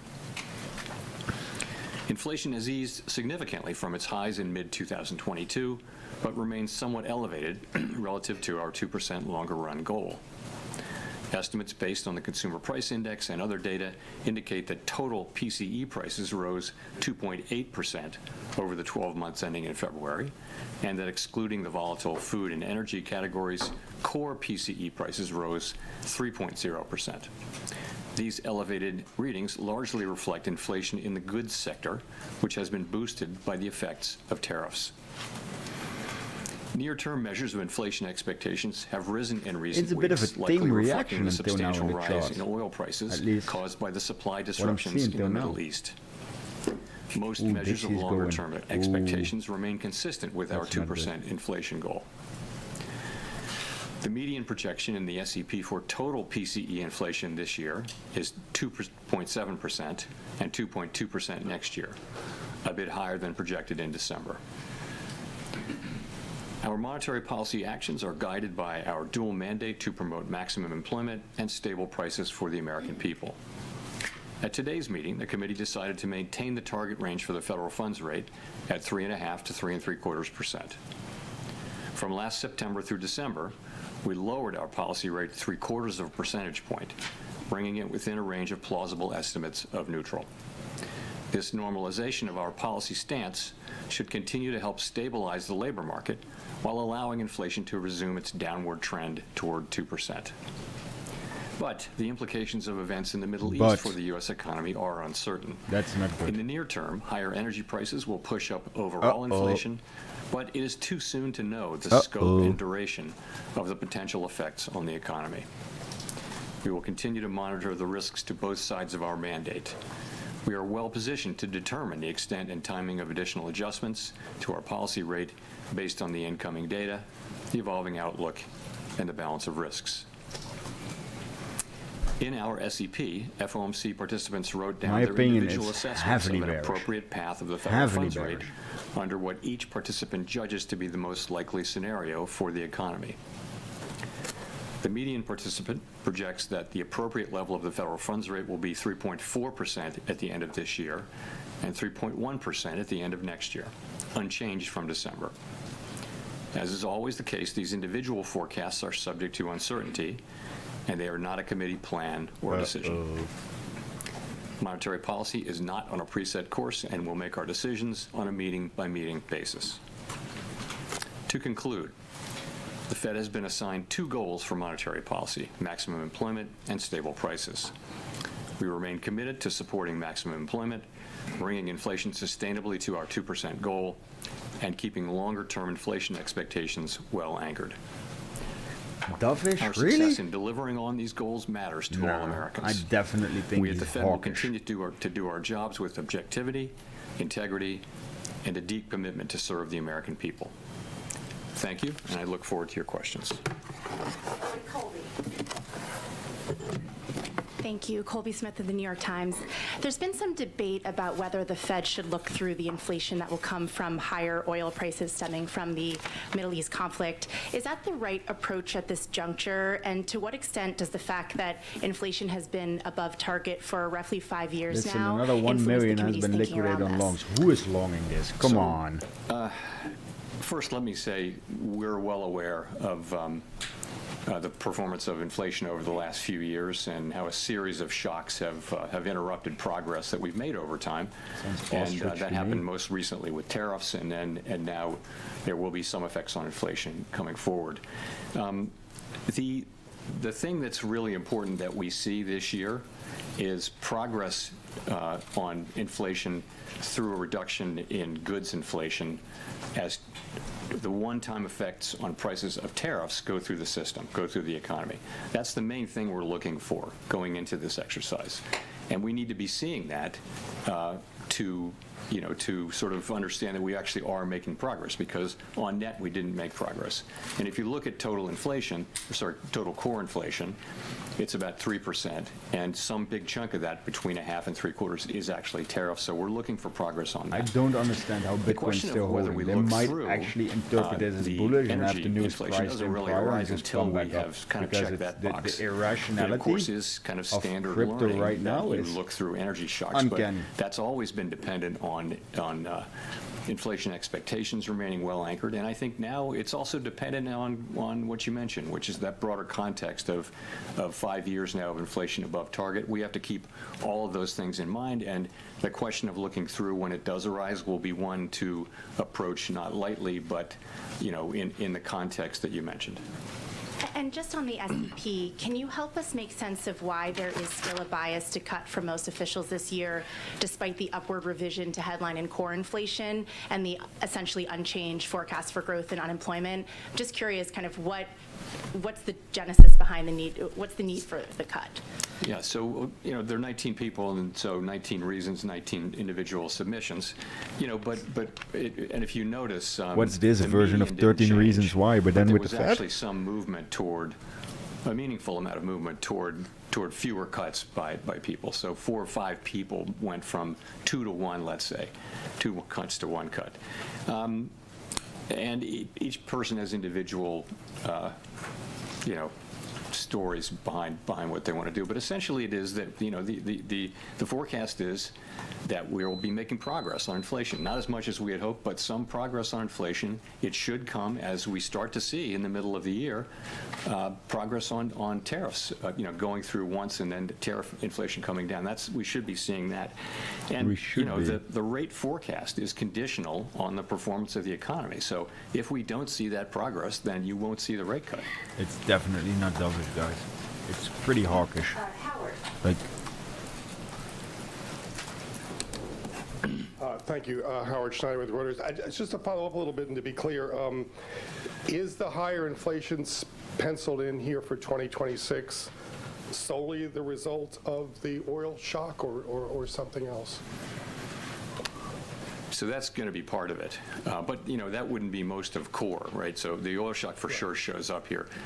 Some So of that will be in Reuters core as says well. there's But yes, higher but no, there's also inflation just penciled the in. feeling Jerome that we doesn't haven't deny seen, it, yet the Bitcoin progress isn't that we had dumping. hoped for Ay, ay, on, ay, ay, on ay, core ay, ay. goods. Someone's on scamming. tariffs and on the rest of it.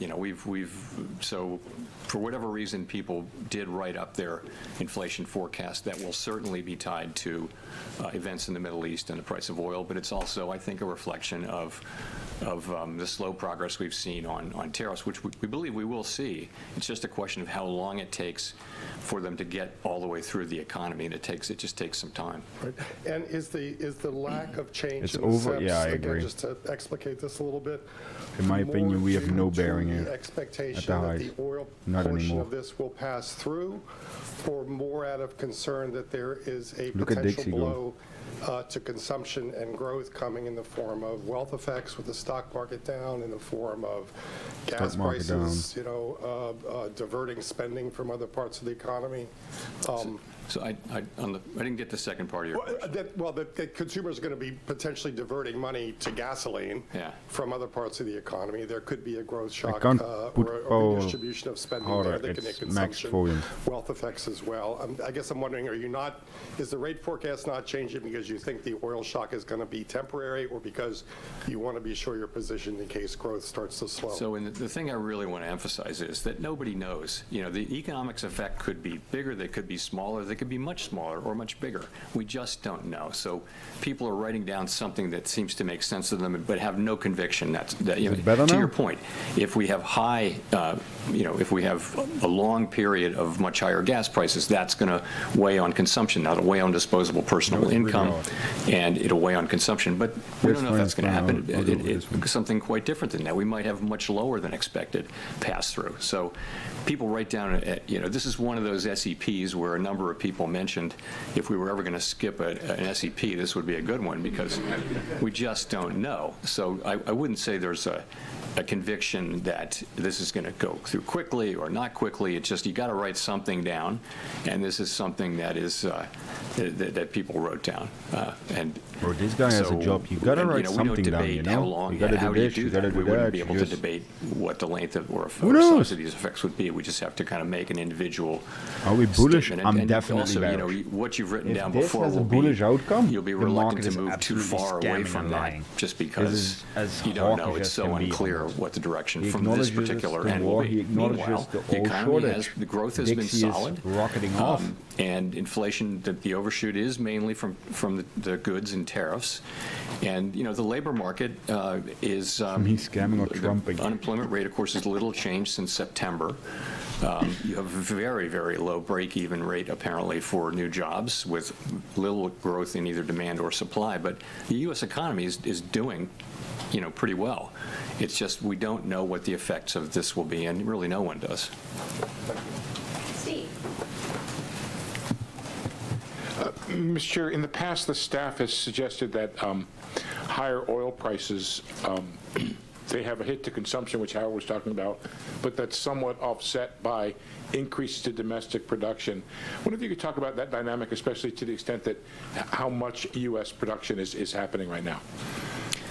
So the first thing is there is, the original thinking, the long-standing thinking, put it that way, is that you do look through energy shocks. But as I mentioned, that's conditioned on inflation expectations and that kind of thing. So, sorry, your question was? What the staff is saying about, and has said in the past, Yeah. about So there'd be an offset. offsets, yeah. So that's true. We're a net exporter of energy, right? So any effects on employment and economic activity and spending would be offset to some extent by the fact that our oil companies will be more profitable, and they may even do more drilling. If you ask oil companies about doing more drilling, though, they're going to want to see, a consistent rise in oil prices from where they were before the buildup for the war. and they're going to want to believe that that's going to be persistent for a fairly long time. So they're not sitting there waiting for oil to go over $70 a barrel, and then they're going to start drilling or whatever. They're going to make a reasoned, careful judgment that we're going to have higher oil prices for an extended period, meaningfully higher.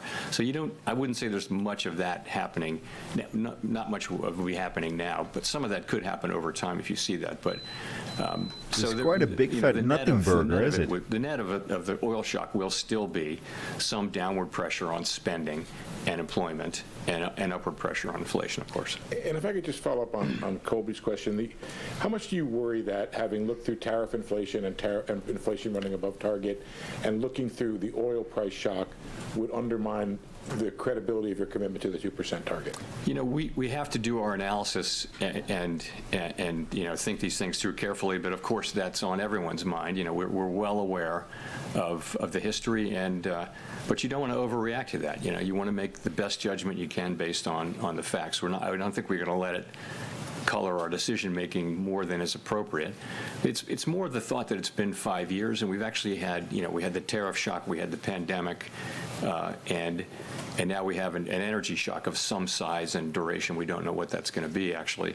And, it's one of those things where it's a repeated set of things, and you worry that that's the kind of thing that can cause trouble for inflation expectations, and so we worry a lot about that, and we are very strongly committed to doing what it takes to keep inflation expectations anchored at 2%. And I think it's important that we it's not we do that. looking Very good, important. guys. Nick.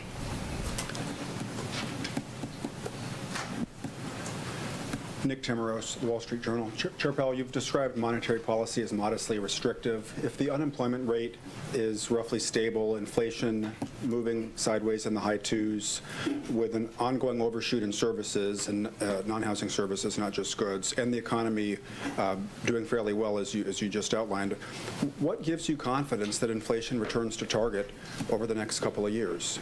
Okay. So I would say the rate is, you can characterize it as in the high end of neutral, or you can characterize it as perhaps mildly restrictive, even modestly restrictive.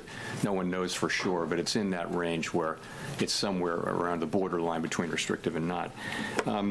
Remember that a big part of the disinflation we're looking for is just the runoff of when tariffs are put into place. Of course, what they do is they raise prices to some extent, to the extent those prices the tariffs are paid by consumers on a one-time basis. And we're waiting for that process. It takes 8, 9, 10, 11 months, a year to go through the system, and we're waiting for the tariffs, which were put in place over the course of the middle part of later last year. We're waiting for that to go through the system, so that goods inflation will return closer to what it's always been. I mean, it used to be, for many, many years, it was negative, and then the year before tariffs came in, it was 0, and it's running at like 2% now. So. And so that's kind of, goods inflation is running at 2%. So that's not coming from standard Phillips curve restrictive, restrictive policy. It's coming from the runoff of a one-time thing. We also think it's important, though, to keep policy either mildly restrictive or close to that, but not too restrictive because of the weakness in the downside risk in the labor market. We are balancing these two goals in a situation where the risks to the labor market are to the downside, which would call for lower rates, and the risks to inflation are to the upside, which would call for higher rates, or not cutting anyway. So we're in a difficult situation, and we feel like our framework calls on us to balance the risks, and we feel like where we are now, which is kind of on that borderline, the higher borderline of restrictive versus not restrictive. It's not looking good. Inflation is not coming down. Can I ask about core non-housing services, though? Because there are some people who think that it hasn't come down very much, if at all, over the past year. If wage growth has come down, if the labor market has loosened, why has non-housing services inflation maybe been slower to follow? That's a good question. It's frustrating. Non-housing services they basically moved sideways for a year. They're at the same level, and we do expect that they will come down. But it's a bunch of idiosyncratic things. But at the same time, that is one of the things we should be be seeing, because to your point, the labor market is clearly not a source of inflationary pressures, and that should really matter for non-housing services, but we're not seeing progress there. So we do, what we expect if for I had next to year is take a trade, it would be a short, for this but year it would rather, be lower is leverage continued with progress pretty on tight housing stops. services. So Finally I seeing would that, have stops at goods 72K, inflation come back and then down take because the profit one-time at effects of tariffs are through, and then 68.7. also get some help from non-housing services. That's what we'd like to see. But it's, it's a good question why we didn't see much of that last year. Edward. So it would look something like, Thanks, Chair Powell. Edward Lawrence with Fox Business. So in December, I'm we saw strongly employment advising numbers revised against down to negative trading 17,000. here. January But it would revised down. look February like- posted a would loss of look like 92,000. this. Is the employment side a far greater risk than the inflation side? Because we are seeing inflation. CPI is close to 2%. PCE has ticked down overall. It's really, I going wouldn't for say it. that. It's I wouldn't say that that's never clear at healthy all, if the that one XY is goes up. more at risk than the other. So you can For none point of the to assets. the unemployment rate think it's being gonna- stable, it's gonna and, pull in a world NASDAQ and where everything with it both as well. supply and 'Cause demand that's how for it workers works. have come down very, very sharply over the course of the past year due to immigration policy largely. A needs a ratio is miracle, going to be a guys. better thing to look at than job creation, for example. So, and the ratio is the unemployment rate, and it's been stable since September. So that tells you that. Inflation, you can. We're at 3.0% core. Inflation 2.8% headline. So we've been well above the 2%, that amount, whatever it is, 0.7, 0.8, or a full percentage point above 2% for some time. And that's a concern. We need to get back down to 2%. And what I was we saying keep is, if focused I on would that, take a even though we do position, it now would look face like this. some new inflation from But I still So strongly I'd advise be taking hard-pressed to say anything that right now, because one they of them is might go for obviously more liquidation risk on the than up. other. And if I may, what happens? Look, they liquidated 40 if million in the last Federal hour. Reserve Now I'm going to Chairman put Daddy Powell confirmed back. On May 15th, would you stay on? So if my successor is not confirmed by the end of my term as chair, I would serve as chair pro tem until he is confirmed. That is what the law calls for. That's what we've done on several occasions, including involving me, and it's what we're going to do in this situation. And while I'm at it, on the question whether I will leave... Bitcoin is holding way better than I expected, especially with DXY pumping like this. So it's probably going to kill or going to push traditional markets down. But as of now, guys, I would still strongly advise against trading. Listen, there's so much money to be made at every given time in these markets. Trying to gamble FOMC is just, it's a waste of money, guys. Come on. And I will make that decision based on what I think is best for the institution and for the people we serve. Figuring you probably were going to set the dominoes off there, Edward. And I'm not going to have any more to say on those issues, by the way. Thank you very much. Claire Jones from the Financial Times. People have drawn quite a few historical parallels with the current situation. We've seen oil price shocks in the past. Some people have said the first Gulf War and the Fed's response to that, where there was a focus on the growth risks, is the right parallel. To what extent would you agree with that, and to what extent do you think we're in a different place today? Thank you. It's really hard to say until we see the situation, the actual situation. In some circumstances, that might be the right case. In fact, for example, if we do see the kinds of disinflationary progress that we expect to see due to tariffs that I mentioned, I think it's hard to say, and it will depend to some extent on the size and duration of the effects we're seeing on prices, and it will depend a lot on what we can see in inflation expectations. And just one follow-up, if I may, just on the BLS report that was mentioned briefly there. It doesn't seem from the projections or from the comments you've made today about the unemployment rate and focusing on that your view on the labour market story, to a large part being a supply-side story, has changed despite the quite negative number in February. Would that be the right take, and was there anyone else in the room who thought differently, and that the February jobs report was cause for concern? So I think you have to take the two together. In a way, the January report was a positive surprise, and the February report was a negative surprise. If you put them together, you get something in the middle, and I think you have to really, as you do, I'm sure, realize there was a strike and there was weather, and that's about 80,000 of the negative effect total on the February report. Notwithstanding that, so what do you see if you take a step back overall? There are a number of indicators that suggest a degree of stability, but the thing that I think good number of people on the committee are concerned about is just the very, very low level of job creation.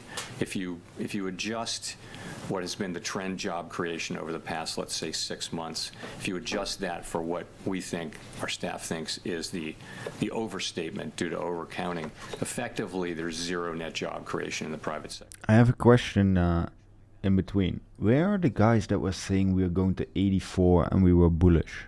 Like the guys that were against me. Are they still, are you guys still okay? Just asking for a friend. It's sort of a zero employment growth equilibrium. Now that's balance, okay, but I would say it does have a feel of downside risk, and it's not kind of a really comfortable balance. So we look at that, we see it, we get it, and I mean everybody understands the arithmetic, and that's you can say the break even is zero, but nonetheless it's something we're watching carefully, and are concerned about. But ultimately, though, you can argue that it's a consequence of deliberate policy, which is really the changes to immigration. That's the biggest factor there, and but nonetheless something we watch carefully. Andrew. Thanks, Chair Powell.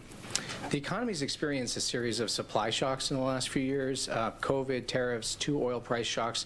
Do you think that is bad luck, or has something changed in the world that makes supply shocks more common, and does the central bank need to start taking account of the risk of supply shocks as a more common problem? We did go through a long period where Listen, we've been at this point this afternoon. Sorry for interrupting Daddy Powell, by the way. We were here this afternoon, right? Look, now all the liquidity that has regathered at this position is already over 16.5 million. Guys, who is longing that with FOMC? We need to start protecting capital. Come on. Yeah, and they are indeed liquidations, my friend. The bubbles. Supply shock is a one-time thing. It's not because of some broad tendency or anything, I don't think. And the oil shock with Ukraine was also a consequence of military action. So I don't know that the world has changed in a way that there'll be more supply shocks. But there's people have written that paper and that speech a number of times. A number of people have tried to make the case that is the case. And in fact, we have seen more supply shocks in the last 5 years than we've seen in many years before that. It's a fact. Okay. Too much bad news, yeah. You said last year that the Fed was reviewing its communication strategies, including the For the SEP micro as part of sailors in its chat. framework review. Whatever happened to that? And I have like 5 follow-ups to that, but I guess Please, Powell, make me what 45K. would you change about Fed communications if you had the time? Thanks. What happened about that was not much, and I'll tell you why. So, we looked carefully at many aspects of the SEP and of our communications, and there weren't any ideas that had very broad support on the committee. And you don't want to make a change to your communications unless you have the committee behind that. So we didn't really make any changes on that. I had hoped that they had some things that I wanted to do, but they didn't attract broad support, and we'd already made all the changes we made to the framework. That was a critical thing. So we didn't. And, I wish we had been able to do some things, but we didn't. So maybe the next chair will take a look. I'm sure he will. My stops are already push break even, guys. It's I'm up 45K. Stops break even. Free trade at this point. I just wasn't sure enough to share it. If you've taken what I just charted out, so on the right screen, this one, you would already be up 0.7% as well. So you're welcome. Free trade, free monies. See that as their base case, and of course we don't take things off the table. But you correctly characterized, what was in the minutes that several participants indicated, and something very much like that conversation did happen. What was your second question, though? I was just one question there, but follow-up would be, there are a lot of goods besides oil that are trapped in the Strait right now, and a lot of supply chains getting snarled. Stop loss break even, and I'm taking 50% off the table here. I'm not gonna get scammed by Powell. Not now. Whether there's anything you can do about Free trade, free monies, I'm dead. What else? given the efficacies of monetary policy. You can worry about other commodities. You can worry about all of the ways that oil-related commodities go into manufacturing and that kind of thing. The truth is, it's completely out of our hands, and we just, like everybody else, we have to just wait and see what happens, and it'll come down to how long, the current situation lasts, and then what are the effects on prices, and then how do consumers react and that kind of thing. Really, I wouldn't speculate in any way, and there's really not a lot we can do other than kind of watch and see. 𝗕𝗟𝗢𝗙. Afternoon, Chair Powell. 𝗪𝗟 𝗍𝒑 with Bloomberg News. I wanted to ask you, you've said longer-term measures of inflation expectations reflect confidence that the Fed will get back to its 2% goal, but there are some colleagues of yours who have pointed to higher dispersion in household service. I took 50% off the table, and my stop loss is in profit. So if it retraces, worst case, I made 𝗕𝗟𝗢𝗙𝗪 K. Don't over-risk it. Don't overthink it. I like to move my stop loss after 0.5% move. And why I waited this long, I need to see direction first. And indeed, the first move was the false move, and we're moving down. I think we're going to 68.7. That would be my final TP. If it goes up again from here, well, no harm, no foul. And we made some good money. Expectations, you can always find one that's troubling, or some aspect of one that's troubling, but ultimately dollar keeps moving up. Bitcoin is the overwhelming majority of the still in denial. Look to, including markets, including surveys of the public, and also of forecasters. They've all been pretty solid on longer-term inflation expectations being right where they need to be, consistent with 2%. So that continues to be the case. We didn't have a lot of conversation about that. I think everyone does agree that we'll be watching those extremely carefully as we see the effects of the price increases come through from the conflict. And still on how the discussion went across the committee, before coming to this meeting, there were some members who were discussing the risks of a slowdown in growth, and at a time of where inflation remains high. Her voice is so completely different than you would expect. In growth, no. But has there been any discussion of the risks of stagflation at this point? And what about altcoins? They're trash. Wrote up their growth forecast by a tenth, and I'm not and apologizing. I think that's probably to do with just growing confidence in productivity. But sorry, and your second question was just. If there have been any discussions about the risk of stagflation scenario. Yeah, so as I mentioned, there is tension between the two goals, right? The upward risk for inflation and downward risk for employment. So, and that puts us in a different situation. When we use the term stagflation, I always have to point out that was a 1970s term. Bitcoin's in so much denial. Holy and inflation crap. was really high, and the misery index was super high. Add them together. This is hilarious. The misery index. And that's not the case right now. We actually have unemployment really close to longer run normal, and we have inflation that's 1 percentage point above that. So calling that stagflation, it's not. I would reserve the term stagflation for a much more serious set of circumstances. That is not the situation we're in. What we have is some tension between the goals, and we're trying to manage our way through it.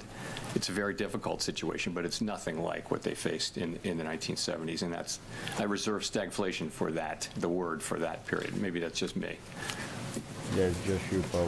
Elizabeth. Thanks so much. 𝗪𝗡 𝗪𝗡 with ABC News. President Trump says that oil prices and overall inflation will go down very rapidly as soon as the war ends. Do you agree with that? I don't have a forecast on that. When we're thinking about Oh, the of course he impact on thinks. American households, as you know, they've been facing these higher prices for years. They've seen an almost $1 increase in gas. How worried are you about households, especially lower income families, being able to afford those price hikes? And is should hilarious, people be man. bracing for higher costs, including for food now? We don't know how big these effects are going to be, and I don't want to characterize them in any way. Of course, people are already seeing gas prices. Gas prices are up almost $1 a gallon. We hope that isn't for a long period of time, and of course people will feel that, but I don't want to speculate about what that might mean, because honestly that would sound like I have some idea of what's actually going to happen, and I don't think anybody really does. We're going to see how this works out, and I just would leave it at that. Victoria. And the Hi, altcoins are going to Victoria drop Guido with 20%, I think even I more, just my wanted to friend. ask, for purposes of the next meeting, how the Middle East war develops Look at between this, now and then, how are you 0.4% on thinking about DXY. what might We guide can't action at ignore your this. next meeting? I mean, if we have oil prices, above $100 a barrel the entire time until the next meeting, is that going to change your wait and see stance? Like, what would lead you all to move, or are you on hold pretty indefinitely?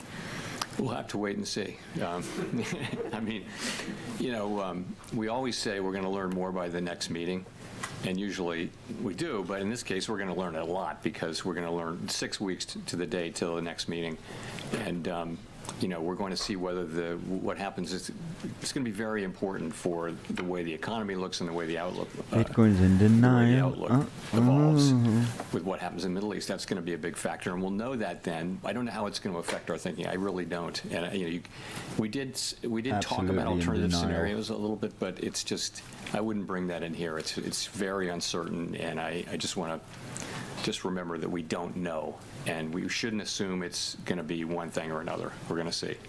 So is it a matter of you don't know how the situation itself is going to evolve? So Bitcoin or just pumped back even if things $400. remain as they are, the economy could still remain relatively durable? Good thing we pushed stops to break Yeah, even that's and true too. took No, I mean, 50% of the table, right? The U.S. Because economy this is absolutely has ludicrous.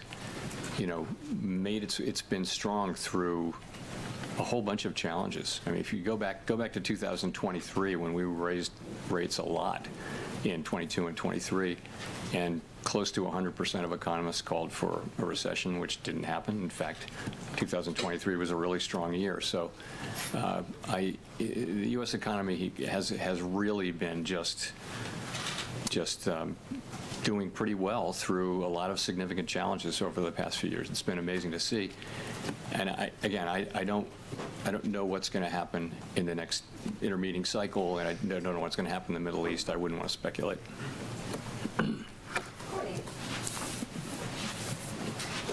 Hi, Chair Powell. Thanks for taking our questions. What makes you so certain Imagine having his job. Come on. price increases will be a one-time effect? I don't think we've seen you since the Supreme Court tariff decision, and it's pretty clear that none of us know what the extent of the tariff shock will be as the administration moves to replace some of the tariffs that were overturned. So I suppose I'm curious, what would make you question this certainty that tariffs are going to be a one-time? I think that the whole world is in denial of a global economic crisis, and that we have geopolitical tensions and issues, but everyone is just ignoring it. But just, if you think about what it is, it's a one-time increase in the price of a good, right?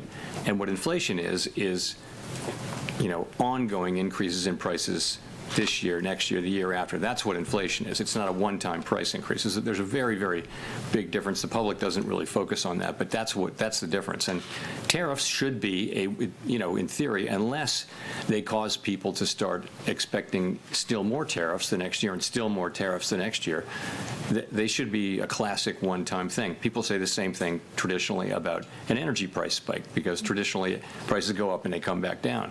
And by the time monetary policy would react, it would be over. So I don't have tons of confidence on that. I mean, I think that the theory is probably right, but as usual, the time it takes to get all the way through the economy is just very uncertain.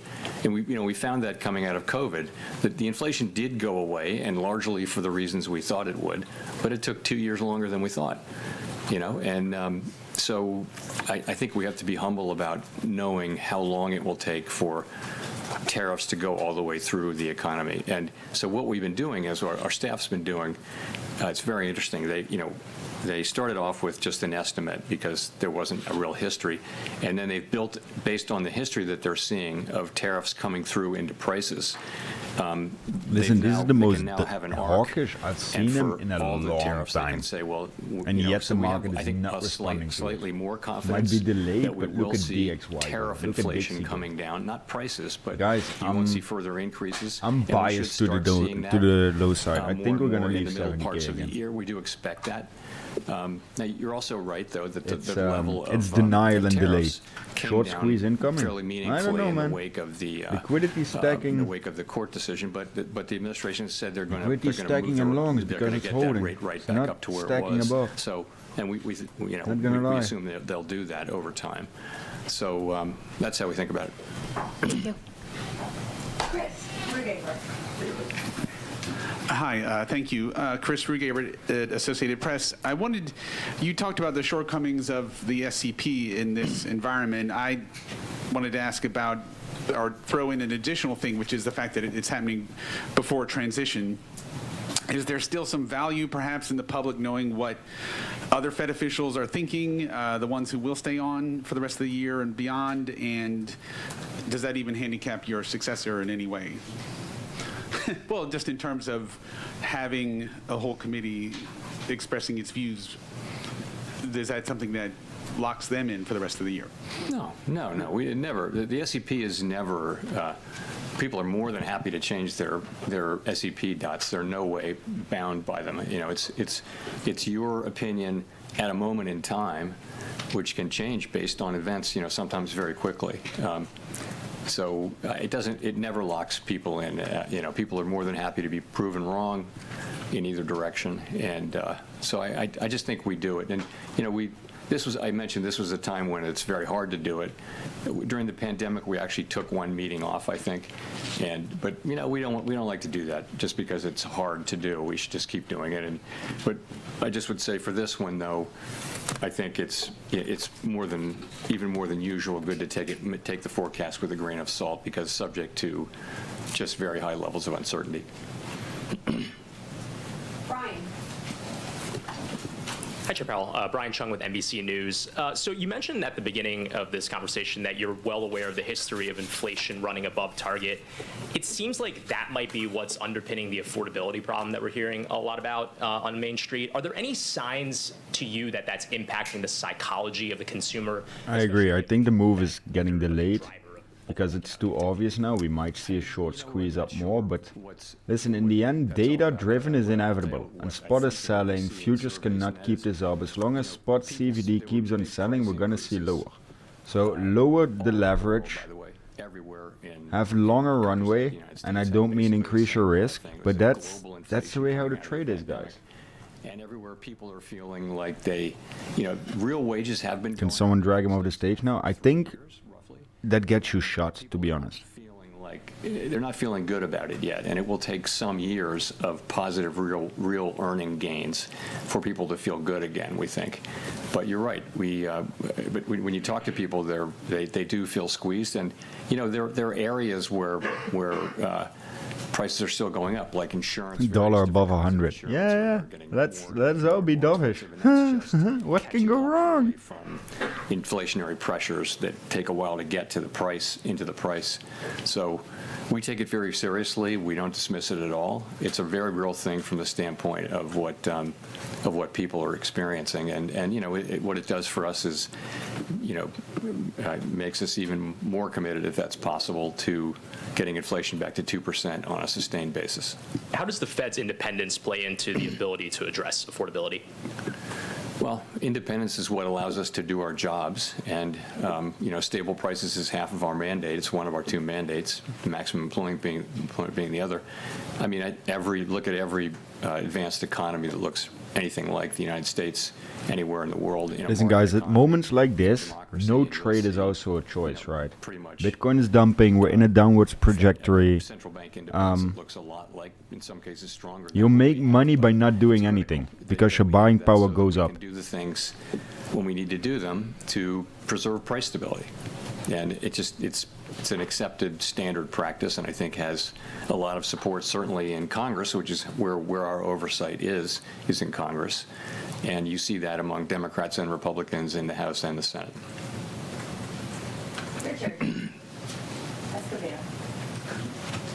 Hi, Chair Powell. Richard 𝗪𝗍𝗪𝗏, CBS News. Thanks for doing this. Two questions. One, how high would oil prices and broader inflation have to go, and for how long, for the committee to consider hiking rates? And then secondly, diesel prices are rising faster than gas prices.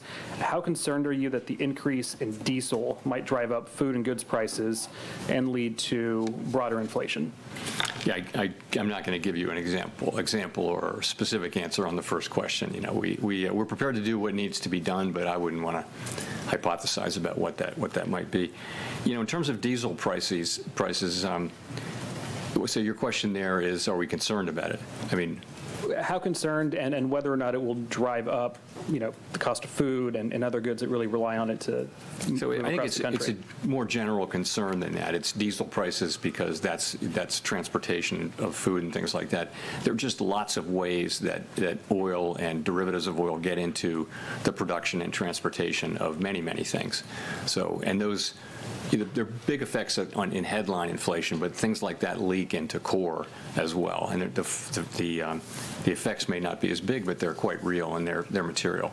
So we are aware of that and we're watching it. But you know, we're right at the beginning of this, and we don't know how big we just don't know how big this will be and how long it lasts.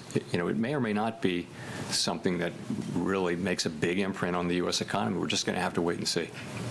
Thank you. Archie, for the last question.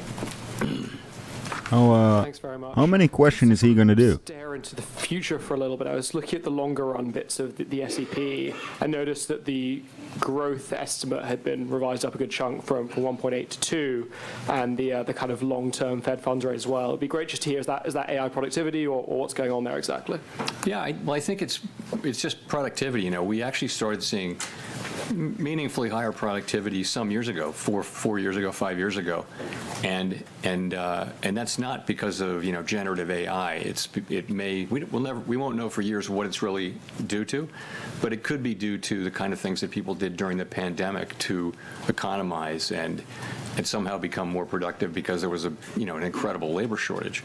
But I think economic forecasters are very skeptical of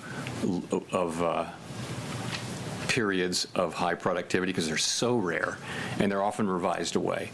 And for many of us, I never thought I'd see this many years of really high productivity, and by the way, expect it to continue. And we haven't really started to see the effects of generative AI, and that should certainly contribute to that. So it's quite unusual, and it's this is the higher productivity is the thing that allows incomes to rise over time. And so it's a great thing. Was that your question? Yeah, no, I was just curious what lay behind that. And just briefly Bro forgot the question. Come on. You hear the argument a lot, this is a sort of disinflationary story, and if you believe that productivity thing, that should also weigh down on inflation over time, maybe then kind of pull down where rates end up. Do you kind of agree with that line of thinking, or do you think that's not how you should think? Just for Pete the pilot, you know what you should do? Leave the goddamn chat. Thank you very much. Bye. So remember, in the short term, what's happening is we're building data centers everywhere, and that's actually putting pressure on all kinds of goods and services that go into building these things. So that's actually probably pushing inflation up at the margin. In addition, it probably raises the neutral rate. So in the near term, you're not looking at something that would immediately call for lower rates or that would be lowering inflation. Over time, though, sure, it can be if it's expanding potential output, which is what higher productivity does, then it actually can be. But I think it's an empirical question because it's really is the demand growing faster or slower than the supply side, and I think Bye, Felicia. That answer ex ante going in. We'll just have to wait and see. Thank you very much.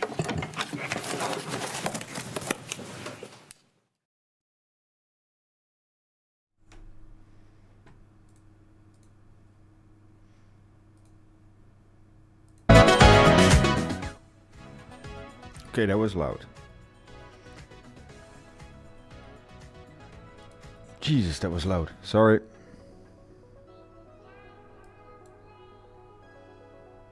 So, Powell is hawkish, in my opinion. Very, very, very hawkish. The market seemed to respond as expected, except Bitcoin. So, DXY is going up, means the dollar index is rocketing. Let's see what NASDAQ and S&P are doing. I expect them to go down. They're going down. So NASDAQ is going down. S&P 500 also going down. The only thing that appears to be going up is Bitcoin. Well, something's off, something's lying. What I think is that it's a delayed move and they're just waiting for the liquidity to pile in on the hopium of actually late longs. They're waiting for the late longs, and then so my move would be short. I would lower the leverage. Look at USDT. What's USDT doing? USDT pumping or dumping?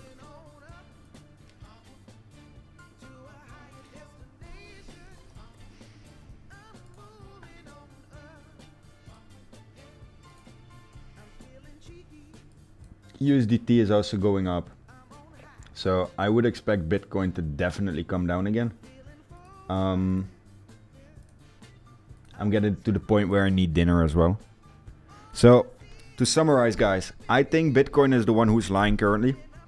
What do I mean by that? I think that Bitcoin is delaying the actual move. We've seen this before. It might be Asia, might be in an hour, might be in 15 minutes. But my expectation is that Bitcoin has to actively come down from this point. Why? Because DXY, so dollar is rising, which means it's bad for stocks, it's bad for NASDAQ, it's bad for S&P, it's bad for everything that Bitcoin is correlating with, if you can even call it a correlation until this point. They might be waiting for the late longs to pile in because it's a pretty big hold level. As you can see, liquidity is building underneath already. These orders were not here in the beginning. So that means that the OI and the open interest is rising on Bitcoin, which means people are buying and people are getting trapped. The liquidations across the board, most longs have been liquidated, but at the rate at which they're building, I don't think they're done yet. So, to summarize, very, very, very hawkish. He acknowledges the war in the Middle East. He acknowledges the fact that there is going to be an oil shortage, and he acknowledges the fact that the interest rates are not going to be lowered anytime soon, which across the board is bearish for Bitcoin and bearish for stocks. What I wanted to give you guys as last is trade safe, lower the leverage, don't be greedy, especially not in the mid ranges where we are operating as of currently. Until Bitcoin gives a very clear direction, I would advise you to move stop loss to break even and take 50% on the table as soon as more than 0.5% spot move has been done. You can't go broke taking profits. Keep your losses to a minimum. Trade safe. It is FOMC. It is a high volatility day. We have seen a week of pump, I think 6 or 7 green days in a row, and now it's finally coming down from the highs. So stay safe. Bro, what's hawkish? Hawk. Like, you know, the eagle.